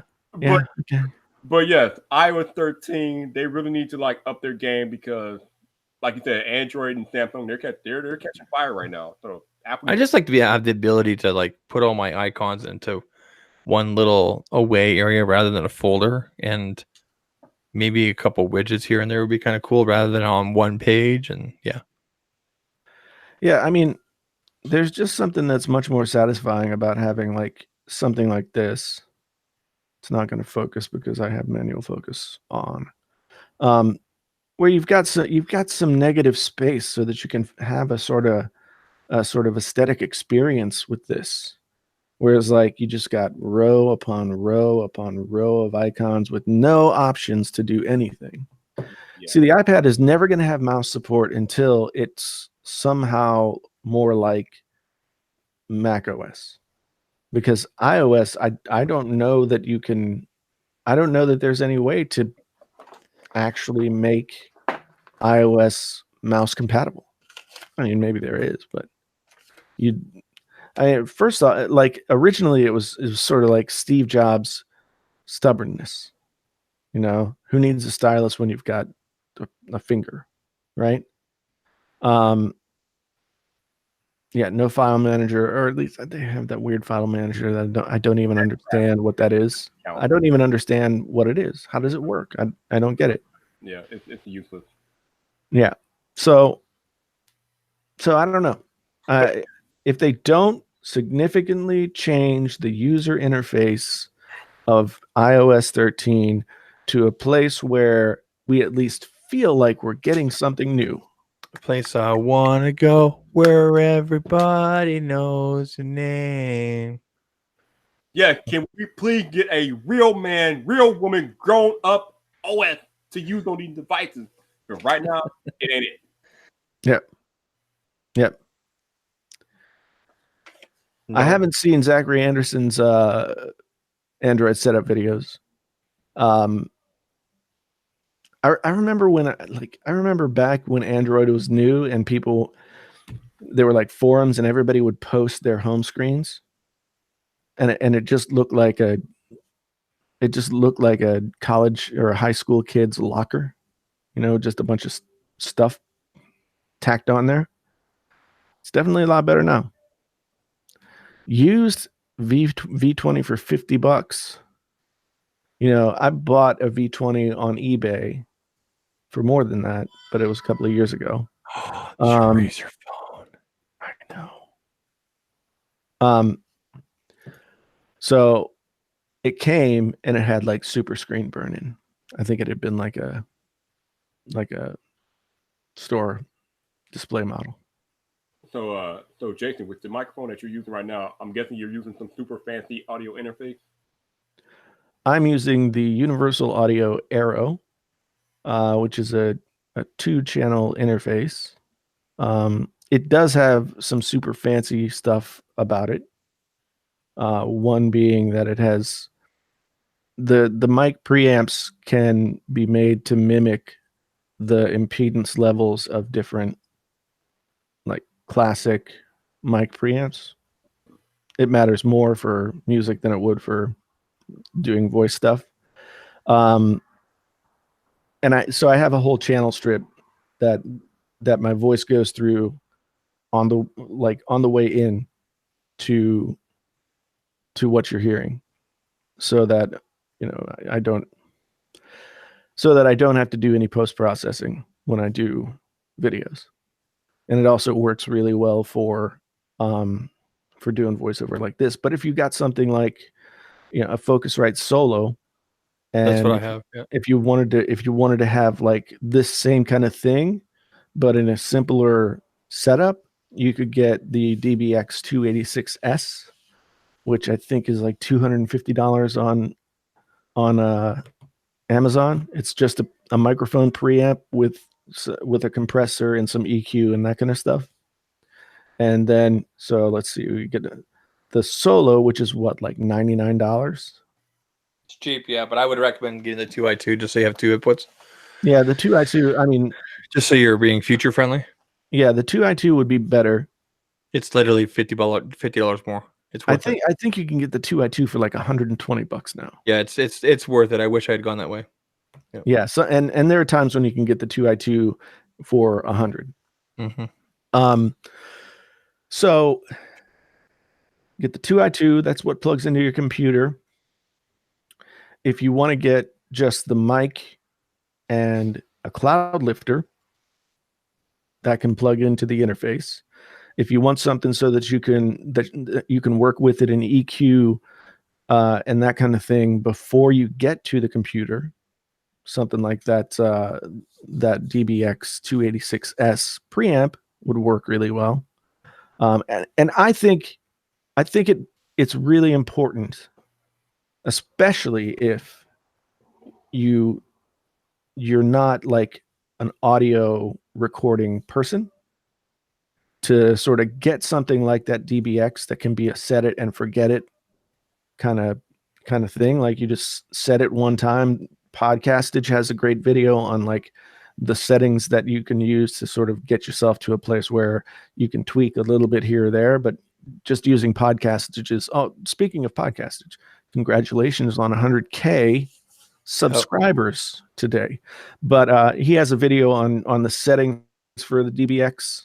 So you got $400, $100-something for the cloud lifter, $100-something for the interface. So you're looking at about $600 Are you for the basics that it takes to get this mic into your computer. Vyyyper? Are you looking to replace the Yeti? At some point. So I know I sent you the tweet, but I'm using the Sonal microphone that John Prosser recommended. It's about this far away from my mouth when I'm standing. It's I can't remember what kind of microphone it is. It's not shotgun, but what can I think right now? I had the box here the other day. Anyway, and so it goes to the Focusrite, then into the MacBook, and away we go. Right. So very simple. I've never had to readjust the Focusrite since. I do have it up just past half, and of course I have to adjust the audio a little bit when I go into Final Cut. But it's been the audio difference between that and what I was using before is like night and day. So been very happy with that. Now that overall setup, US dollars 100, 120 for the mic. Then I got a mic stand. You probably wouldn't necessarily need a mic stand. I think if you have an extra tripod, whatever, put it on and just have it aiming at you, and you still be able to do your, you're screaming and yelling and like, well, you're doing your Vyyyper thing, right? So, well, see, here's the reason. So here's the reason why I would encourage Vyyyper to go with something that's more of like a radio style setup. Is that what I have set up here in terms of like the two compressors that I use one into the other? So it has it set up so that I can go as loud as I want, and I will never peak. I'll never. Yeah, that's the nice thing about the compressors, right? Yeah. And so like I've used this stuff for many years, so I kind of know what to do. But the DBX preamp will allow you to do the same thing, and it's so easy to find the settings. It's so easy to find the settings online. The thing about the SM7B is that it's super expensive. It's super expensive. I mean, compared to what most people spend on YouTube audio, $400 for a microphone, $150 for something that you need to use the microphone, plus $100 bucks for an interface. I mean, you can get a decent interface for $40 from Behringer. It's just not going to have the same amount of gain. So you're not going to get as loud a signal, which can be problematic. But the SM7B is a microphone that you can keep for your whole career. You won't need to upgrade from the SM7B. There's no such thing as an upgrade. But you do need to have it close to your mouth, like how Jason does. Well, you don't need to. I mean, I like, you were listening to me play guitar before, right? I mean, I was sitting 2 feet away from the mic. My understanding, you had to with that mic. Yeah, but no, I mean, you can get that nice proximity effect if you get right on the mic. But then if you're back like this, I mean, I can talk here and it's fine. It's maybe a little bit more hollow. If I get right up on the mic, then you have to learn how to work a microphone. It's a technique that you learn over time and experience. Like, I know that if I get right up on this, then the lower mid frequencies of my voice are going to be accentuated. And so there are times when I want to do that so that I can have this ASMR voice, and it helps me in doing some things in the videos. But most of the time, 4 to 6 inches away, you're totally fine. Yeah, dongle. So yeah, I mean, any microphone that you use, any microphone that you buy, you have to learn. It's like playing an instrument to a certain extent. You have to learn what it does, how it reacts to whatever you're doing, how it fits, how it fits in better with your, like if you're doing videos. I mean, a lot of people wouldn't want to do video where you're sitting at a desk with a mic in front of your face. I mean, I realize that is not a typical YouTube setup, but it's the one that's most comfortable and makes the most sense for me, because this is what I understand the best. This is what I've used the most. And so it just makes more sense for me. But as Zach said, using an overhead mic and just doing audio that way is more of a video style of recording. Yeah, I didn't want to go with a lapel mic or anything like that. I just wanted to be able to kind of free I mean, ultimately, hitting, right? you have good options for everything. Mhm. Ultimately, you have a good option for an overhead. You have a good option for a lapel mic. You have a good option for a like at the desk podcast radio style mic. Mhm. And you're able to mix and match depending on the situation that you're in. Like I can't wait until I'm not working the day job anymore, and I get to the point where I can actually like take the time to set up and record videos other places. Expedience is one of the big reasons that I do most of my videos sitting here at my desk. It even if I move the camera around, I'm still like probably like a less than 5-minute setup. Whereas like if I'm setting up a whole scene, et cetera, then I'm dragging equipment everywhere, and I just don't have time to do that when I'm trying to get videos out in between, working a job. Right, gotta be efficient. Yeah. So luckily I've been able to do that and get good quality in doing that. Now MC24 ES condenser mic. Yeah. That's I'm going to make a video about this audio stuff. So it's one of those things like, on one hand, I have 150 something thousand subscribers, so people might want to know how I do what I do. What process goes into it. But then again, I mean, a video where I explain how to get great audio for YouTube might just fall on its face because I don't typically make videos like that. It's hard to say. But it would be great if I made that video and people watched it and I got this sweet affiliate money. I can't even man, the affiliate money on a $600 setup. sexy. Yep. And I'm sure you guys are sitting out there saying like, "Oh, he only cares about the money." I did this at a loss for 4 years before I ever made any money. Mhm. Like I got monetized and didn't get a check for like over a year. That's how much money I wasn't making. So, I do this for the money to a certain extent now because I'm at a point where I have an opportunity to do this as my job. Yeah, I mean, And so if I'm doing it, of course I'm going to get paid if I'm doing it as a job. if you're gonna take this up as a job, then you got to do everything that you can to get the most money possible.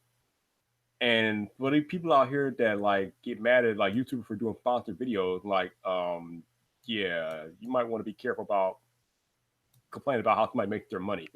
Well, as Yeah. long as they're transparent about it and they don't call it a lifestyle morning routine and then it's 3/4 of vacuum commercial, then I think you're good to go. Yeah. There's some people. And you don't click the sponsored content box. Yeah, Again. there are some folks who don't dot the I's and cross the T's as well as they should when making sponsored content. But you know what? She gets the pass because I know what you're talking about, and Yeah. all I say is, in the first 30 seconds of the video, she did say it was sponsored. I'm just saying. she can say all she wants. She has to click that box. Those are the rules coming down from YouTube, man. People will get slapped hard. Jeff makes the good point that a video like the one I was describing might not hit the algorithm, but it would do well in search if I titled and tagged it right. That is true. Aditya asks, $600 mic setup. What are the limits you can push this to? I mean, it's all about what your level of skill and comfort are with this, and everything in the chain. Everything in this chain is of really good quality. So from where my voice goes in to where it enters into the computer to where it goes after it gets there, it's all high quality. And it took me a long time to be able to like relatively to afford this setup. Like the setup that I'm using right now is so the Focusrite or the audio, the universal audio box is the cheapest universal audio interface at $500. And then the plugins that I use, I'm using the plugins that come with the box. So I didn't spend any money on the plugins for this. Then 150 for the cloud lifter, 100 something for this boom mic, 400 for the microphone. So all in, soup to nuts, this setup is $1,000. But Dang. I mean, to me, I know that like a Neumann U87 costs, it's a microphone, and it costs $3,500 just for the microphone. And it's one of those things where I know that this is an industry standard setup. And as an industry standard setup, I don't have to worry about ever upgrading. I mean, I could do something different. I could change the way I do it, or I could get different mics that will have different qualities of sound. But this is for people who are thinking about doing YouTube or podcasting or anything like that in the long haul. Spending $600 or $1,000 once is a whole lot better than spending $300 to $400 4 or 5 times. That's one way you could look at it, because if you buy stuff that's inexpensive, you're going to be able to work with it. And I think it's important that people work with the stuff that they like. If you work with lesser quality material equipment, you have to build your own skill to make it work. You got to become good with what you're doing in order to make the less expensive equipment at least approximate the expensive stuff, right? Uh-huh. And that's a skill in and of itself. So I would advocate spending the $1,000 and having the stuff and not having to worry about it over spending a few $100s and then a few hundred more and then a few hundred more. And then, because that's what I've done for years, is just bought like the next best thing from the thing that I had. Now I had the opportunity to buy the industry standard thing. So yeah, your audio quality is always top notch. Whew. Except for when I tried to go through the PC. And then it was a problem. Oh, is that what happened on Friday? You were going through the PC and yeah, I was going through the Razer Blade, and there's some kind. I think it has something to do with bit rates or something. I could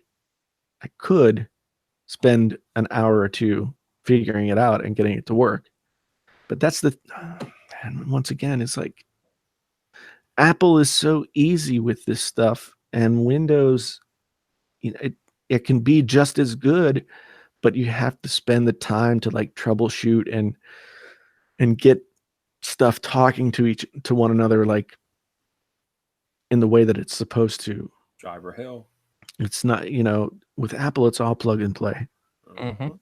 And it's one of the main reasons why I picked up a MacBook Pro last year, because I was tired of messing around and updates and right? So yeah, I mean, so this Universal Audio Aero, the interface that I have, is a Thunderbolt 3 interface. So in theory, I could take this microphone, a mic stand, that it's bus powered, a MacBook, record anywhere. It's an easy setup. All of it fit in a backpack. If I get let's say I have 2 of these, then I've got like a one-on-one podcast set up, ready to go anywhere at any time. You know, I don't have the time to do that or the inclination right now, but I think about people like, do you guys watch Matt D'Avella? No, I have no idea who you're talking about. he's like a lifestyle YouTuber, minimalist, and so he also does a podcast, and he just has 2 of these mics and like a field recorder where he just records his audio straight into the field recorder, and it comes out on an SD card, and then he can mix from there. Mm-hmm. A lot of people do that. There are a lot of Sound Devices is a company that's been well known and well liked. Jonathan Morrison has some Sound Devices equipment that he uses for his videos. Sound Devices now has like USB interfaces, so that you can record in the field to an SD card, but also use it as a USB interface at your desk. And like a Everyday Dad just got one. Nice. Yeah, and says it's really great. You know, he was selling the Rodecaster Pro, and I was like, why are you selling that? And that was the reason he wanted the portability. So I want the Rodecaster Pro, but I don't want to have to pay for it.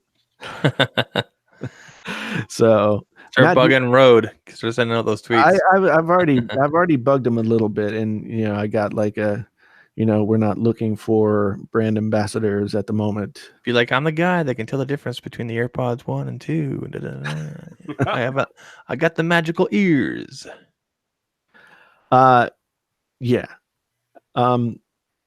If you guys, for those of you who haven't watched Matt D'Avella, he's really funny, and his stuff is really good. He like blew up incredibly. I started watching him, and he had like 100,000 subs or less, and he's got over 2 million, almost 3 million now, I think, or something like that.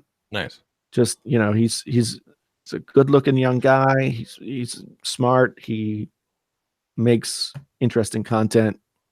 He knows what he's doing. He's the guy who filmed the Minimalists documentary with those 2 guys who call themselves the Minimalists. It was on Netflix for a long time. I don't know if it still is, but anyway, he's a young guy. That was his first big production, I think, and now he does this YouTube thing. He does it with no ads whatsoever. None of his videos are monetized. Everything through Patreon, as I understand it. But I also know that he is signed to Studio 71. So I don't know. I don't. There's so many ways to make that stuff work. So mics and amps and that kind of stuff, if taken care of and not put in like damp basements to corrode for 25 years, like this mic I can use for the rest of my life, basically. It's a shorter period of time than most of you, but still, I could use this mic for the rest of my life. And it won't sound any better or worse than it does. As Lon says, the high-end stuff ages really well. If you're into stereo equipment, as he says, like Rotel and Macintosh are brands that you could get a 40-year-old Macintosh amp and it would sound like gold through appropriate speakers. So I'm just yakking on about audio now. It's like, oh, it's all good, man. Into hour 3. So, but I could talk about audio stuff like this forever. Like I could answer questions and just talk about this audio stuff for a long time, because a lot of my life has been designated to learning and knowing about this stuff. Yeah, I'm not going to question you about audio ever again, because I was one of the people who thought you were absolutely crazy when you said there was a sound difference between the AirPods 1 and 2. And then I got the AirPods 2, and sure enough, There is a sound difference. Yep.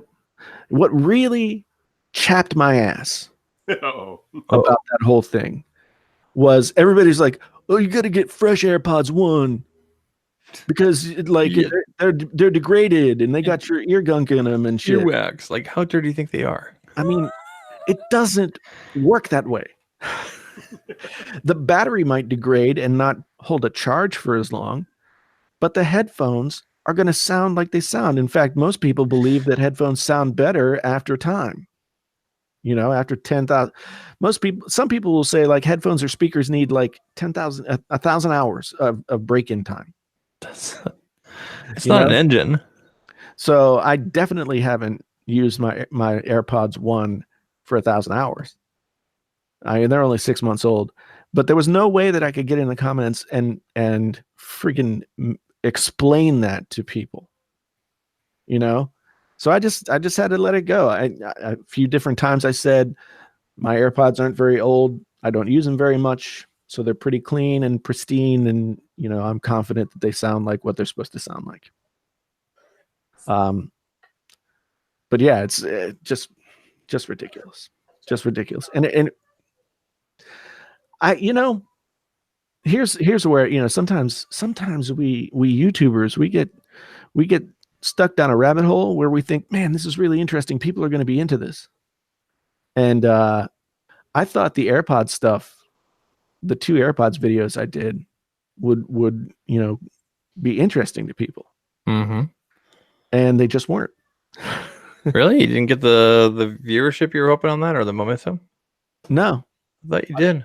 I think that was just because there was so much of the AirPod content out there. It was like a lot of it out there. Yeah. Yeah. And most of it pretty uninformed and not really worth the time to watch it. But, you know, I'm biased to my own content. You got 15,000 on They Sound Better, and the blindfold one 11,000. Yeah. But and then you broke up with Apple and you got 99,000. So forget about it. Yeah. Yeah. I mean, it's like, if you look at what brackets those 2 videos, like they, you know, they didn't perform as well. Yeah. Why did the Samsung Buds suck sausage? Well, they don't sound. They don't. There's nothing wrong. They don't sound bad, but they're not as good as the AirPods. Not at all. And I can't believe there are people on YouTube that are saying that the Buds sound better. And I'm like, what are you smoking? It's just straight up confirmation bias. People have a bias for Samsung. They hate Apple or whatever, and maybe they don't know what they're listening for. I don't know. I mean, it could just be human error. Now, I'm not an audio guy. Right. And the most that I use earbuds or anything in my ear is usually the plug-in AKGs when I'm on an airplane. But Right. as of recently, in the last couple of months, if this hopefully this bears some sort of weight, because I don't normally do audio. But in the last couple months, 2 months ago, I think it was, I charged up the Icon X. So these are the ones that came out last year. Right. Okay. And in Which my would be opinion, like version 2 or 3 of the Icon X, right? I know these came out with the Galaxy S9. Yeah. And in my opinion, when I put these in my ear and I watch video and everything, I'm very happy with the bass. I'm very happy with the immersion. They pair quickly. I think they sound better than the tuned AKGs. But that's my experience of being not on the same level as you with audio, and maybe using headphones as much as, say, El Jefe reviews. Right. So Well, if you were to take my type of earring and way I'm hearing things like the average consumer, because I'm not on the same level, like I said, as El Jefe or you, or this is a good buy. Yeah, I would say for 125, 130 bucks, the Galaxy Buds are a good companion for the Samsung phones that, have comparable features to the AirPods. Yeah, it was like Jonathan Morrison said: if you got an iPhone, get AirPods. If you got a Galaxy, get the Buds. Right? Well, I mean, honestly, if you've got the Galaxy, you should probably get like the Jabra Elite 65 or whatever they're called, because they only cost a little bit more and they are decidedly better. Yeah, I've got like the J Labs here and everything like that. And again, I don't buy a lot of audio. I purchased the Soundcore here a year ago through Yep. Jeff's recommendation. These 4 months ago. Like, I don't buy a lot of audio, Right. but I'm very happy. I like wearing these ear monitors when we do podcasts because I don't like big things on my ears the whole time. I like. And this is the only time I really use them. I use these when I'm at my desk and I'm editing, and my wife says, shut down your music, it's too loud. And then Jason goes black. And then Again, God. I use the wireless, the Icon X when I'm just chilling on the couch or on the love seat, whatever, and I just don't want to have wires. Dude, Jason, just take the trip to Best Buy, bro. You know you want to. He's going tomorrow. It's gonna blow through like a big chunk of the money that I've been saving. God damn it. You'll make it back. Get rid of that laptop. You don't want it anymore. But I do. But it's a pain in the ass. It's been nothing but a pain in the ass for you. No, it's only been a pain in the ass in one. Well, no. Okay, it's only been a pain in the ass in like the important stuff that I do. Only the important stuff, right? On a Mac right now or on a Windows laptop?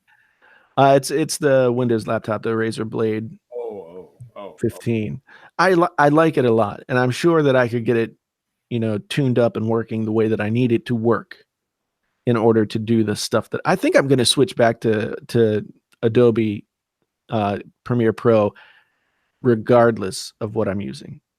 I mean, for one thing, it'll give me the opportunity to move between operating systems and not have to worry about it. For another thing, like I said, I had forgotten how many options and how much it offers you to it's just easier to do things. Like Apple, to me, like the Final Cut Pro 10 is kind of like Microsoft Word. Like Microsoft Word always wants to do things to help you help you get things right, but it almost always screws you up, right? So like if I try and color correct on Final Cut, I end up looking like a tomato. So, thankfully I use this camera that has great color science and I think it looks good coming straight out of the camera, so I don't have to worry about it. But when I'm doing the same thing in Adobe, it's like there's a finer brush that you're working with. So that's really like the Adobe thing for me. Yesterday, at first I went to like, I was having trouble with stuff rendering, so I rendered everything out. I just said render it all, so I don't have to worry about it. And for some reason, like my intro, which is only like 10 seconds long, was causing the whole computer to freeze up. And I think it was because I shoot in 1080-60. And so I had a timeline that was 1080-60. But that clip is 1080-30. And for some reason, I think that, mixing the frame rates made Premiere say like, oh, hold on a second, I got to figure this out. Whereas like with Final Cut, it never matters. That's the good thing about Final Cut. Final Cut is just like you drop your crap in, you move it all over the place, whatever, it's all good. It's only, for me, it's only when I try to get to the deep stuff that I start messing myself up. But with Adobe, it's all right. It's like a palette of very fine tools. So, which you have to learn how to use. And I by no means am an expert, but I know enough to be able to use keyframes and to be able to use adjustment layers and do non-destructive things to video and audio. So I think I'm going to switch back to Adobe, which should make Roberto happy. And we all know we just want to make Roberto happy. No, Oh, yeah, we know how Roberto feels. But yeah, the Beats Pro. Somebody's talking about the Beats Pro. Now, I have used the Power Beat. I have tried the Power Beats, both wired and wireless, and they were effing awful. They were so terrible. It was like listening to somebody bang on a plastic trash can and you're inside it. That's how bad they are. Oh, wow. So, Tell us why you're mad. Tell us why you're mad. and so I have, and I'm seeing all these videos, and so I'm starting to get my dander up. I'm seeing all these videos and all these articles that say the Galaxy Buds are just like, or the friggin' Power Beats or whatever they're called. What are they calling them? Power Beats or like the AirPods, only they sound better. I'm like, yeah, I don't know. I'm not convinced. Hey, I just got a voice text from Roberto. Yes.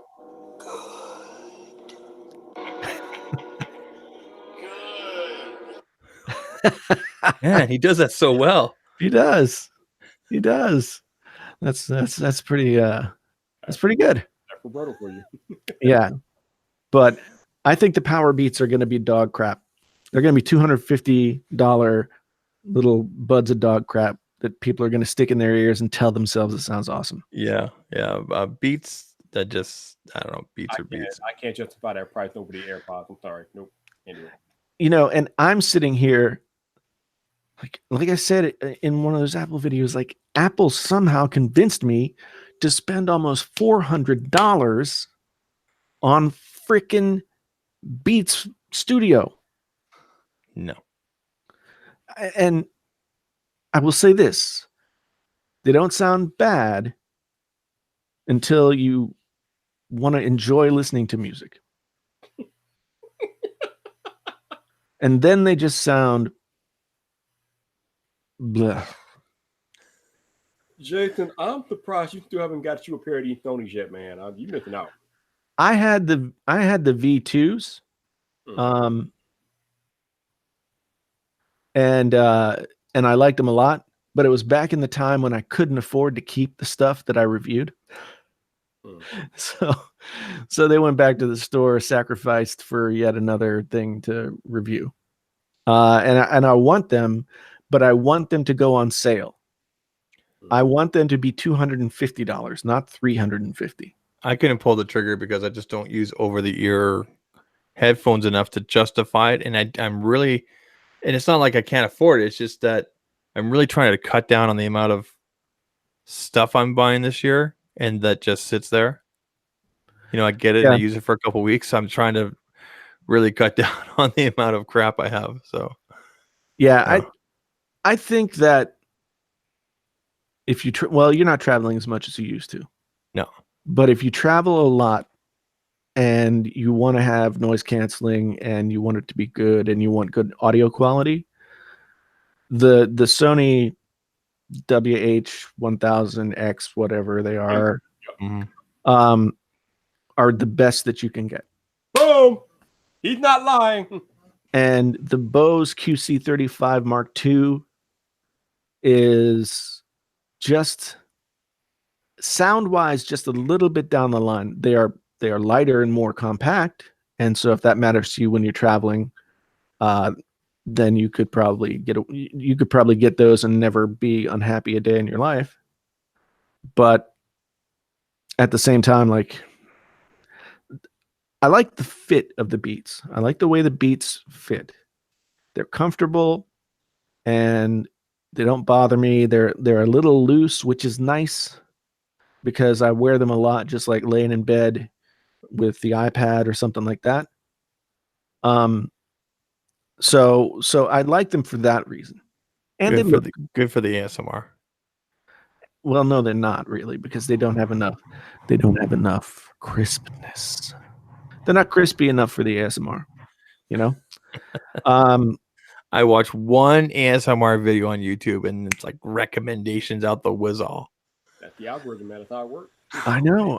It's like I need to. I want to get on that algorithm train. It's like, okay, people, watch like 1 minute of one of my videos, and then all of my videos will be in front of you. It's like, geez, I watched.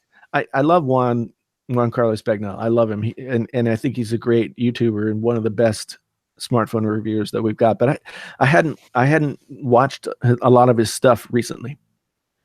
And but when I was searching for Razer Phone 2 reviews, he popped up. So I watched that, and all of a sudden, like, whole lines worth of Juan Carlos Bagnell. Like today, he put out something like 8 LG G8 videos all at once, and it was just a line of LG G8 videos. So, the algorithm is a strange and mystical beast, Indeed. that you don't want to anger, and yet I don't know what I'm talking about. Are we getting too tired now? I don't know. I'm trying to find my review. I just typed in Razer Phone 2 review and I'm not finding it. I don't think I ever categorized mine as a review. Yeah, man, you gotta work those tags. Gotta work them tags. I don't know if I put review in there because it was just an initial unboxing and impressions. You And then I don't think I ever did a follow-up actual review. even if it's an unboxing, you still put review. Because all of those things like cross over one another. So you don't want to miss out by just accessing the one thing. Yeah, basically like whatever video, whenever you make a video and you go to start tagging the video, whatever other videos that you want that video to be grouped with, those are the tags that you put in. Oh no, I found it. Yeah, I used the review tag. Yeah. It got buried by everybody else doing it at the same time. Zach's about to hit 4,000 subscribers. Yeah. People, that's cool. That's awesome. Oh, I just noticed that.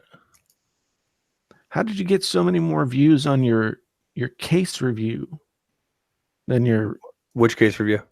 the Razer official OEM cases unboxing demo review? That's the Razer one, I think. Okay. Because yeah. I see. I remember what happened is they were on back order for the longest time, and then Razer had a blip overnight. I read a tweet from somebody saying they're on there, and I went on and I ordered all of them, and then they were sold out like that. And the majority went over to like Malaysia and everything like that, and overseas to people who were like using them. Right. And I was one of like a handful of tech reviewers that got it. So yeah, I did really well with those cases. Yeah, you did.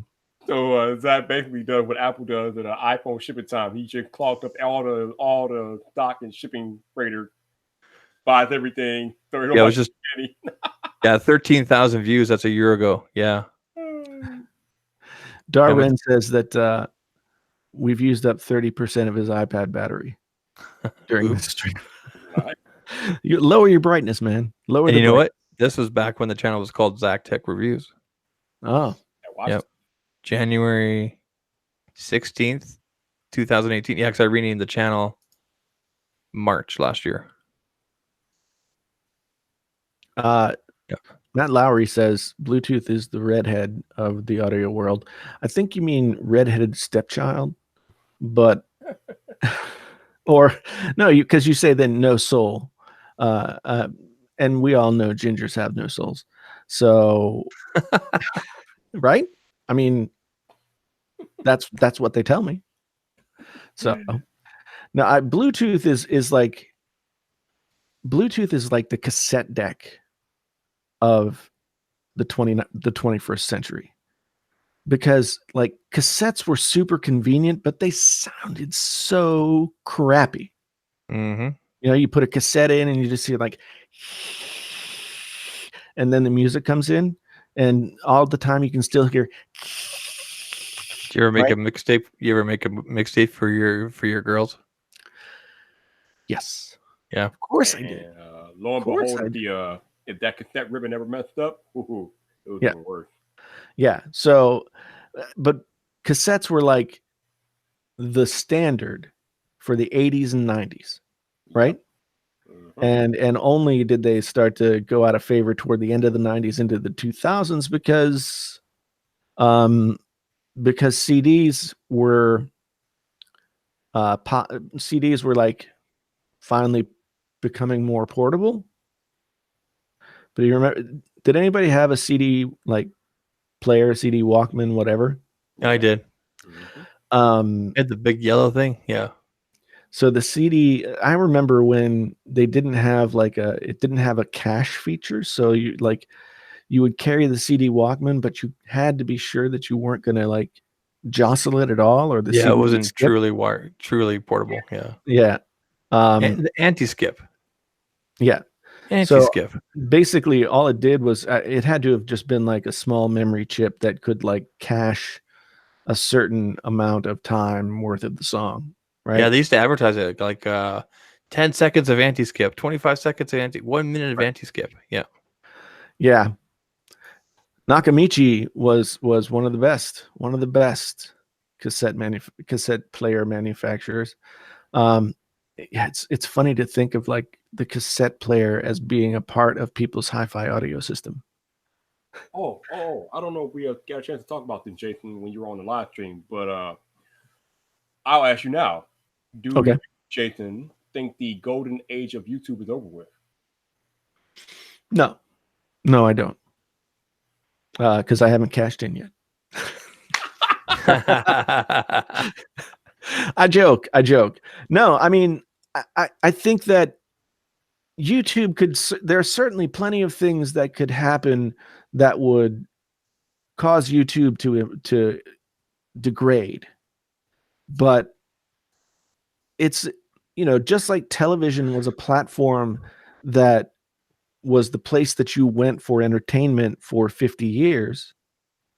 YouTube has now taken on a lot of that, where people come here for entertainment, and if you are able to be entertaining in whatever way is appropriate for the thing that you do, then you'll find an audience. Now, as we've all talked about before, what does that mean? It doesn't mean show up and make one video and then you're YouTube famous. It means show up for 3 years, have nobody watch your stuff, and slowly start to slog through it. The people who do that, the people who are able to do that, for whatever reason, be it issues of sanity or just willpower, the people who are able to stick around will have some kind of success. But then the success itself is a destroyer of people. Define a success, I guess some people want to know, right? Success is being upwardly mobile within the platform. I mean, is success defined by subscribers? I mean, I'm not asking. I'm putting it out there, like, because it depends on what your definition of success is. Is it subscribers? Is it views? Is it money? What, right? I mean, subscriber count does carry some weight sometimes. I mean, I think subscriber count mattered more before I got to 100K. Because there's at least, it seems to me, some sort of perception among people who consume YouTube content that once you get that 6-digit number, you're for real. Mm-hmm.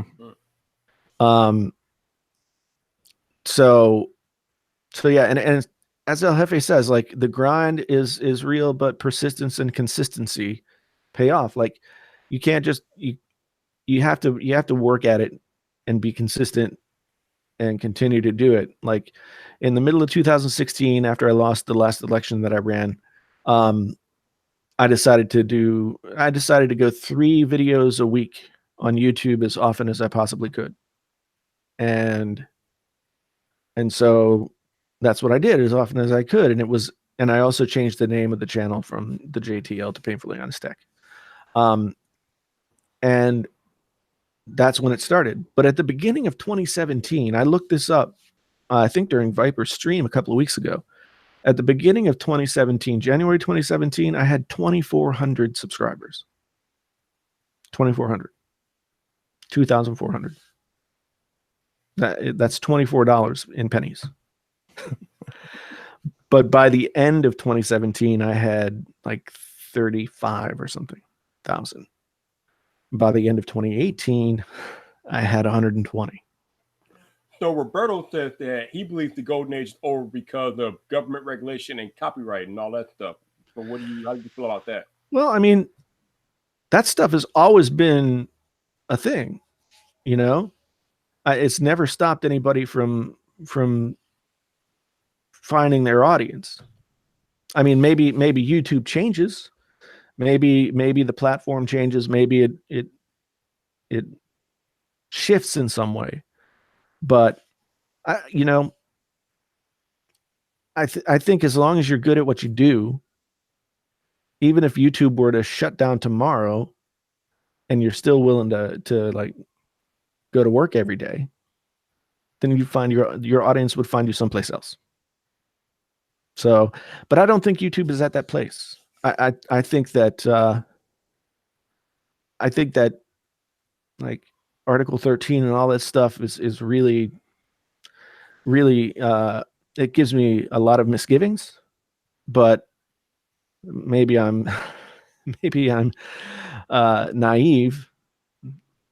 I just think that sometimes, like, eventually people figure things out and it gets it and you get it balanced. But some types, Roberto makes the point that some types of content won't be viable. I mean, a lot of the content that was viable on YouTube in 2006 wouldn't be viable on YouTube now. It's all evolutionary, you know, evolve or die ultimately. And like I said, I know if I got shut down tomorrow, on YouTube, it would suck, because that's all those years of work that would be gone, at least in the sense of like it's no longer available. But everything that I've learned and everything that yeah, the cops are coming now. They know that I've been just going too long on this live stream. They've come to tear me away. But I know that the experience, the talents, the skills, the stuff that I've developed in the time that I've been here will still be things that I can take away from. I can take away from this if that's what has to happen. Yeah, it is utterly amazing. Like, just me being a creator in the past like year and a few months or whatever, the skills and things that you have to learn to have a successful YouTube channel. Like, you really have to wear all the hats. Yeah. I mean, the most frightening thing that for me is, I'm 47 years old and I'm going to leave a job that I could keep until the day until retirement. And I'm pretty much guaranteed to have that job for all that time. I have what's called career status at the university, and it basically is like tenure for like non-professor faculty and that kind of thing. So I could stay there. I could sock away money into my 401k and get matching funds from the university and do all the things that I'm doing and just do that and know that I'd walk away with, whatever. But I've always wanted to do this stuff more. I've wanted to, create my own stuff, express myself in the ways that I, whatever way I find to express myself in that moment.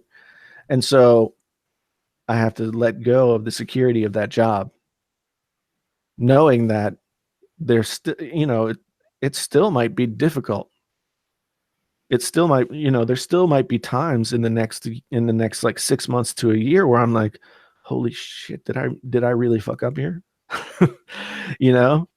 There are many skills that I have to build and be better at in terms of business and money than I've ever been.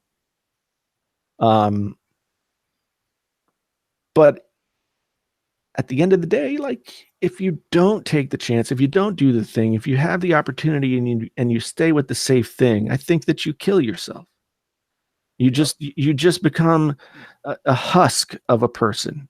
You know, the safety is nice, but it just puts you to sleep.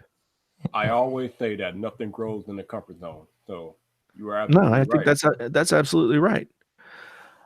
Well, Lon, the reason I can't do both anymore is that basically since the beginning of or middle of 2017, I have been working 2 full-time jobs.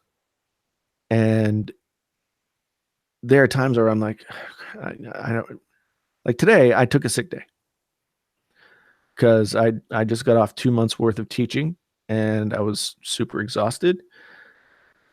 And I know I can't take my sick days with me. so I took a sick day just to sit here and like I started going through tax stuff and I chatted with Zach and did some troubleshooting stuff and I got into Twitter battles with people and stuff like that. Yeah, I was like, man, that's a lot of twittering. Like you put like a full month's worth of Twitter into today. It was pretty crazy. Yeah, I did. I really did. Went after Mr. National Rent-A-Car. Yeah. Well, you know, I love Andrew. I really do. He's a very good guy and he is super intense and super passionate. But we don't agree on some of those kinds of things. You know, like I'm more likely to say screw the man and have my say than not. Which, you know, of course there's a risk there. Mm-hmm. But you know, D-Brand did send me a DM today and say they don't hate me. Oh, that was nice. So there's that. Wow. So you're gonna get that D-Brand money and be like, I love sticker. I told them what my I sent them a response back and I said, yeah, thanks, I appreciate it. You know, sometimes I just, you know, I'm just off on my thing. And I was like, Jake Wilson 7 really loves you. Thanks, Jake. Thanks for this super chat and the last one. You've got a lover. No, yeah, I mean, in the chat, use that word platonically. I and that's what I meant. I just came out that way. Is that £5 or 5? No, that's £5. English pounds, sterling. My eyes weren't working very well, and I couldn't tell if it was a euro sign or a. But yeah, but Jason, like you were talking about earlier, like if you don't take the risk, then what if that the line that came out the James Bond movie? What's the point of living if you can't feel alive, right? You don't take any risk, then what's the point? Yeah. No, it's. I mean, it sounds like platitudes. It sounds like, you know, like greeting card type material, but the truth of it is, how many people go through their entire lives and never risk anything more than taking out a mortgage and some credit cards? Right? I would say the vast majority, yeah. Mm-hmm. And there are reasons for that. You know, we're conditioned to do that. We're told that that's the safe way to go, and we're also told that that's the thing that will say you've made it, right? Mm-hmm. But really, I can only speak for myself and say that I wanted to be a rock star from the time I was 8 years old. And the only thing that I've done, the majority of the effort that I've put forward toward anything in my life has been on the creative journey to, you know, maybe it's not rock star anymore. Maybe it's, you know, novelist, musician, YouTuber, opinionated son of a bitch, you know, whatever. But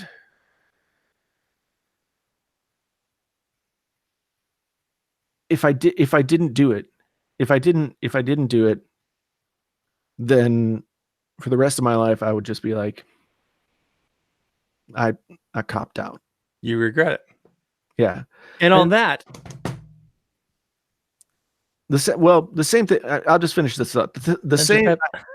I had the same scenario when Thank you for the super chat, Jake. Thanks for being here. When I got into grad school, highly competitive grad school, like more competitive to get into than Harvard Business and Law School. It wasn't convenient by any stretch. And like we had planned to stay in West Virginia where we were living, and we'd even bought a house. But if I didn't go to that grad program, then I always would have asked myself, like, what if? And it wasn't me that said that. It was my wife who said it for me. So my camera's off again. I told you what to do. I just have to turn it back. I just have to turn it off and back on again. It's so frustrating. Gosh darn it. Maybe there's a firmware update or something. But you know, I don't want to go all like after school special on people, but Too late. but you know, at 47, I'm going to walk away from a job that 99% of people in the world would tell me not to walk away from.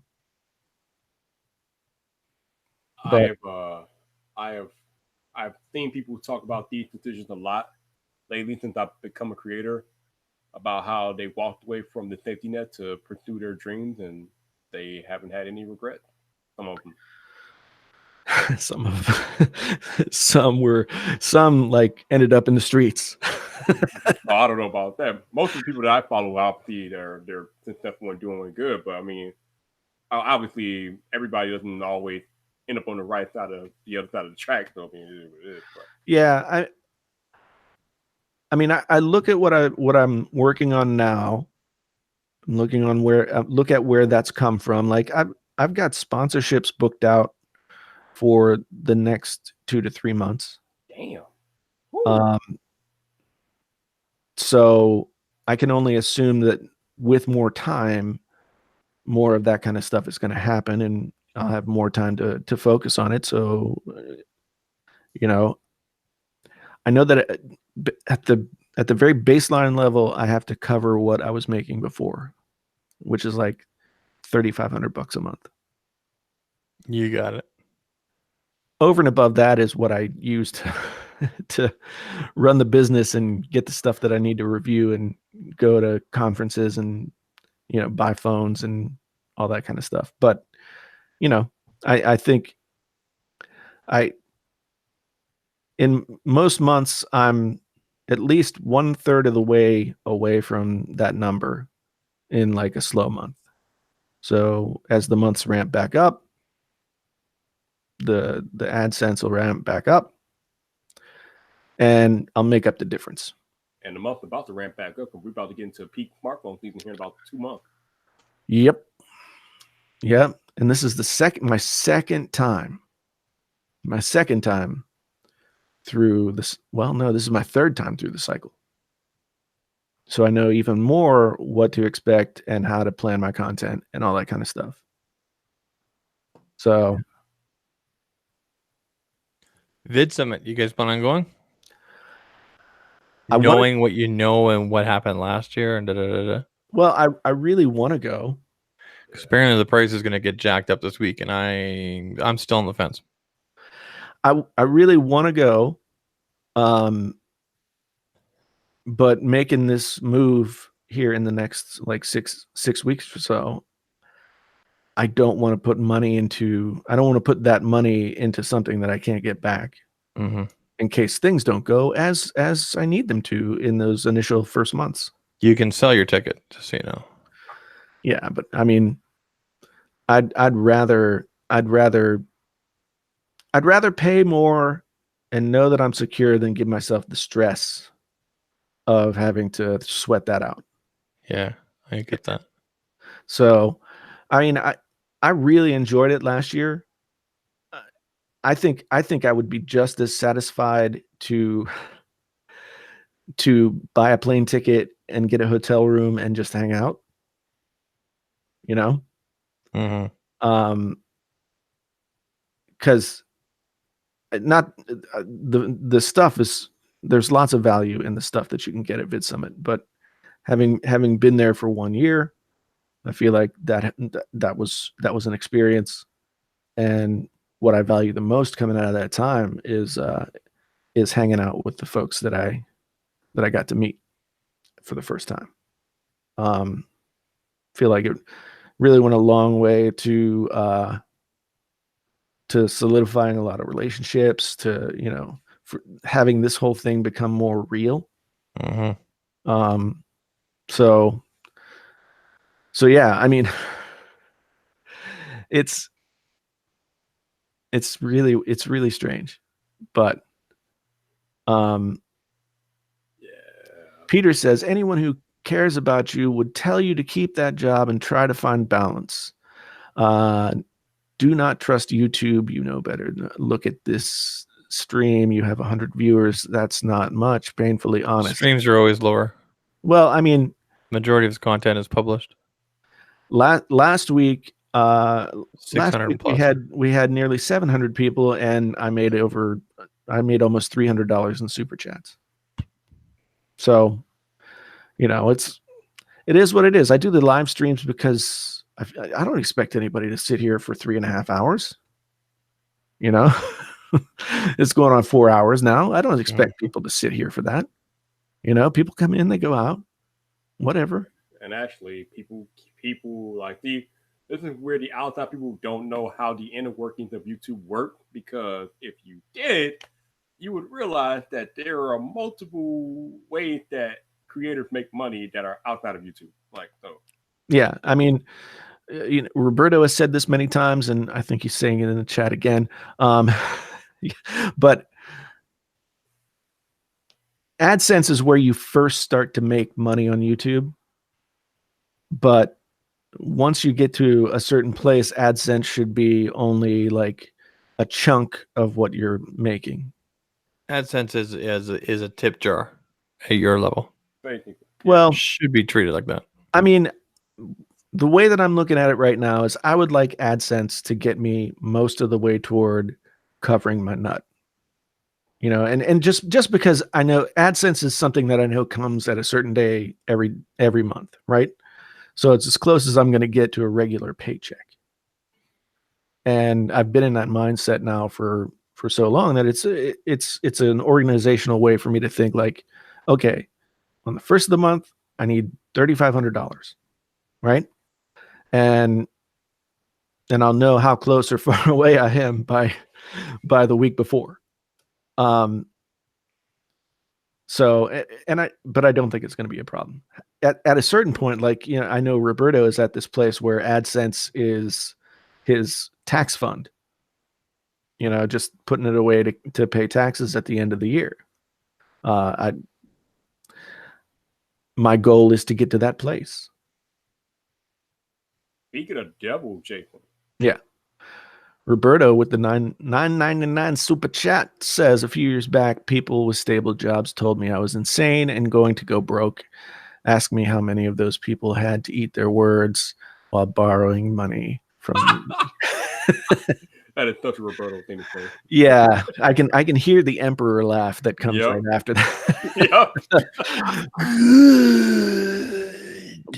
I can't. But the thing, and that's true. I mean, I will say this. Nobody in my immediate circle of people, family, friends, whatever, nobody has told me like you're insane. Now I think I know there are people who probably think it, but nobody's telling me that to my face. And you know, it's the thing that Roberto says too. People like they view YouTube as being so insecure and unstable and things like that. But your regular job, there's nothing to care about having a regular job. Anything can happen to you. You could get fired, laid off, health issue. Life is life. Doesn't matter if you're doing YouTube or having a stable job. Anything can happen that can change your life tomorrow. So yeah.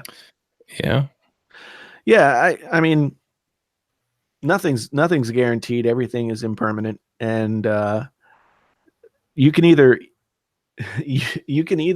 take that knowledge and do one of two things. You can either say, nothing's guaranteed, everything's impermanent. I better keep the stability so that I know that I have some foundation to work from should things go wrong.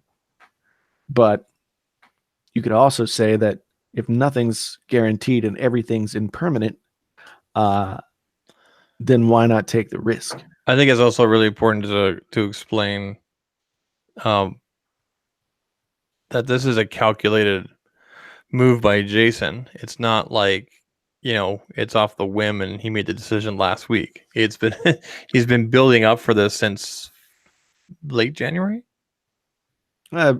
Before that, I mean, Yeah. the original place that I said I would start to think about leaving my day job was 100K, 100,000 subscribers. Yeah. And I hit that So it's been a you know, calculated move and everything. So for the better part of a year now.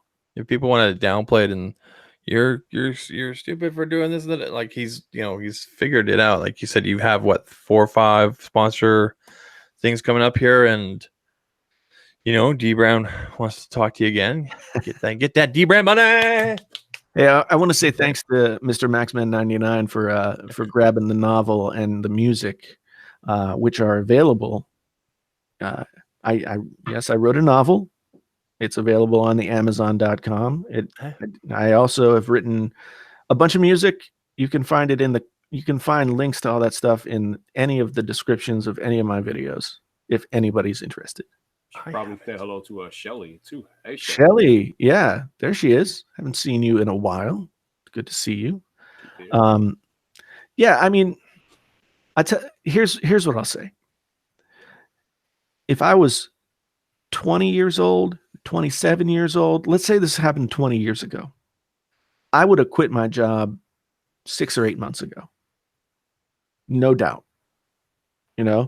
If I were in that position, like, Drew from Taylors of Tech was in that position. He's very young. He has an opportunity. He takes it. That's great. And I don't fault him at all for it. Go for it. At 47, it's a different math problem. And I don't want the one thing that was most important, having been close with music, having been close with writing, to getting to making significant money on both, right? Having been to a place where that could happen but didn't. I did not want to make a wrong choice or a rash choice or an ill-advised choice about this, because this is for the rest of my life, no matter what happens. I'm going to be 50 in 2 years. So if I make this choice, it's the rest of my life. And I just have to figure out a way to make it work. So future vids of a keynote right here. This guy. I mean, that would be one way to get me to come to Vid Summit. There you go. How to get 100,000 subscribers in 1 year. Right? I mean, Peter McKinnon did 1 million. Yeah. Well, sure, but Peter McKinnon's good looking. Yeah, he's also a magician. Yeah, he has that extra power. He's good looking and he has charisma. He's Canadian, so I mean, yeah, like me. So, all right, this was fun, but yeah, it's time to wind it down. Yep, gotta wind it down. I got to go to work in the morning. Yay. Yeah, I got to go to work tomorrow too. But thanks to everybody who stuck around. Thanks to everybody who stopped in. Thanks to Vyyyper for being here tonight. Woo! And holding down the third chair with style and aplomb. Thanks for having me, man. Appreciate it. Yeah, thanks for being absolutely. Here. And Zach, of course, always. Thank you very much. Mm-hmm. Yeah. And me, I'm Jason, sometimes known as the JTL. This has been the Painfully Honest Tech Podcast. Yeah. It's tech so honest it hurts, even in audio form. Until the next time, we're out.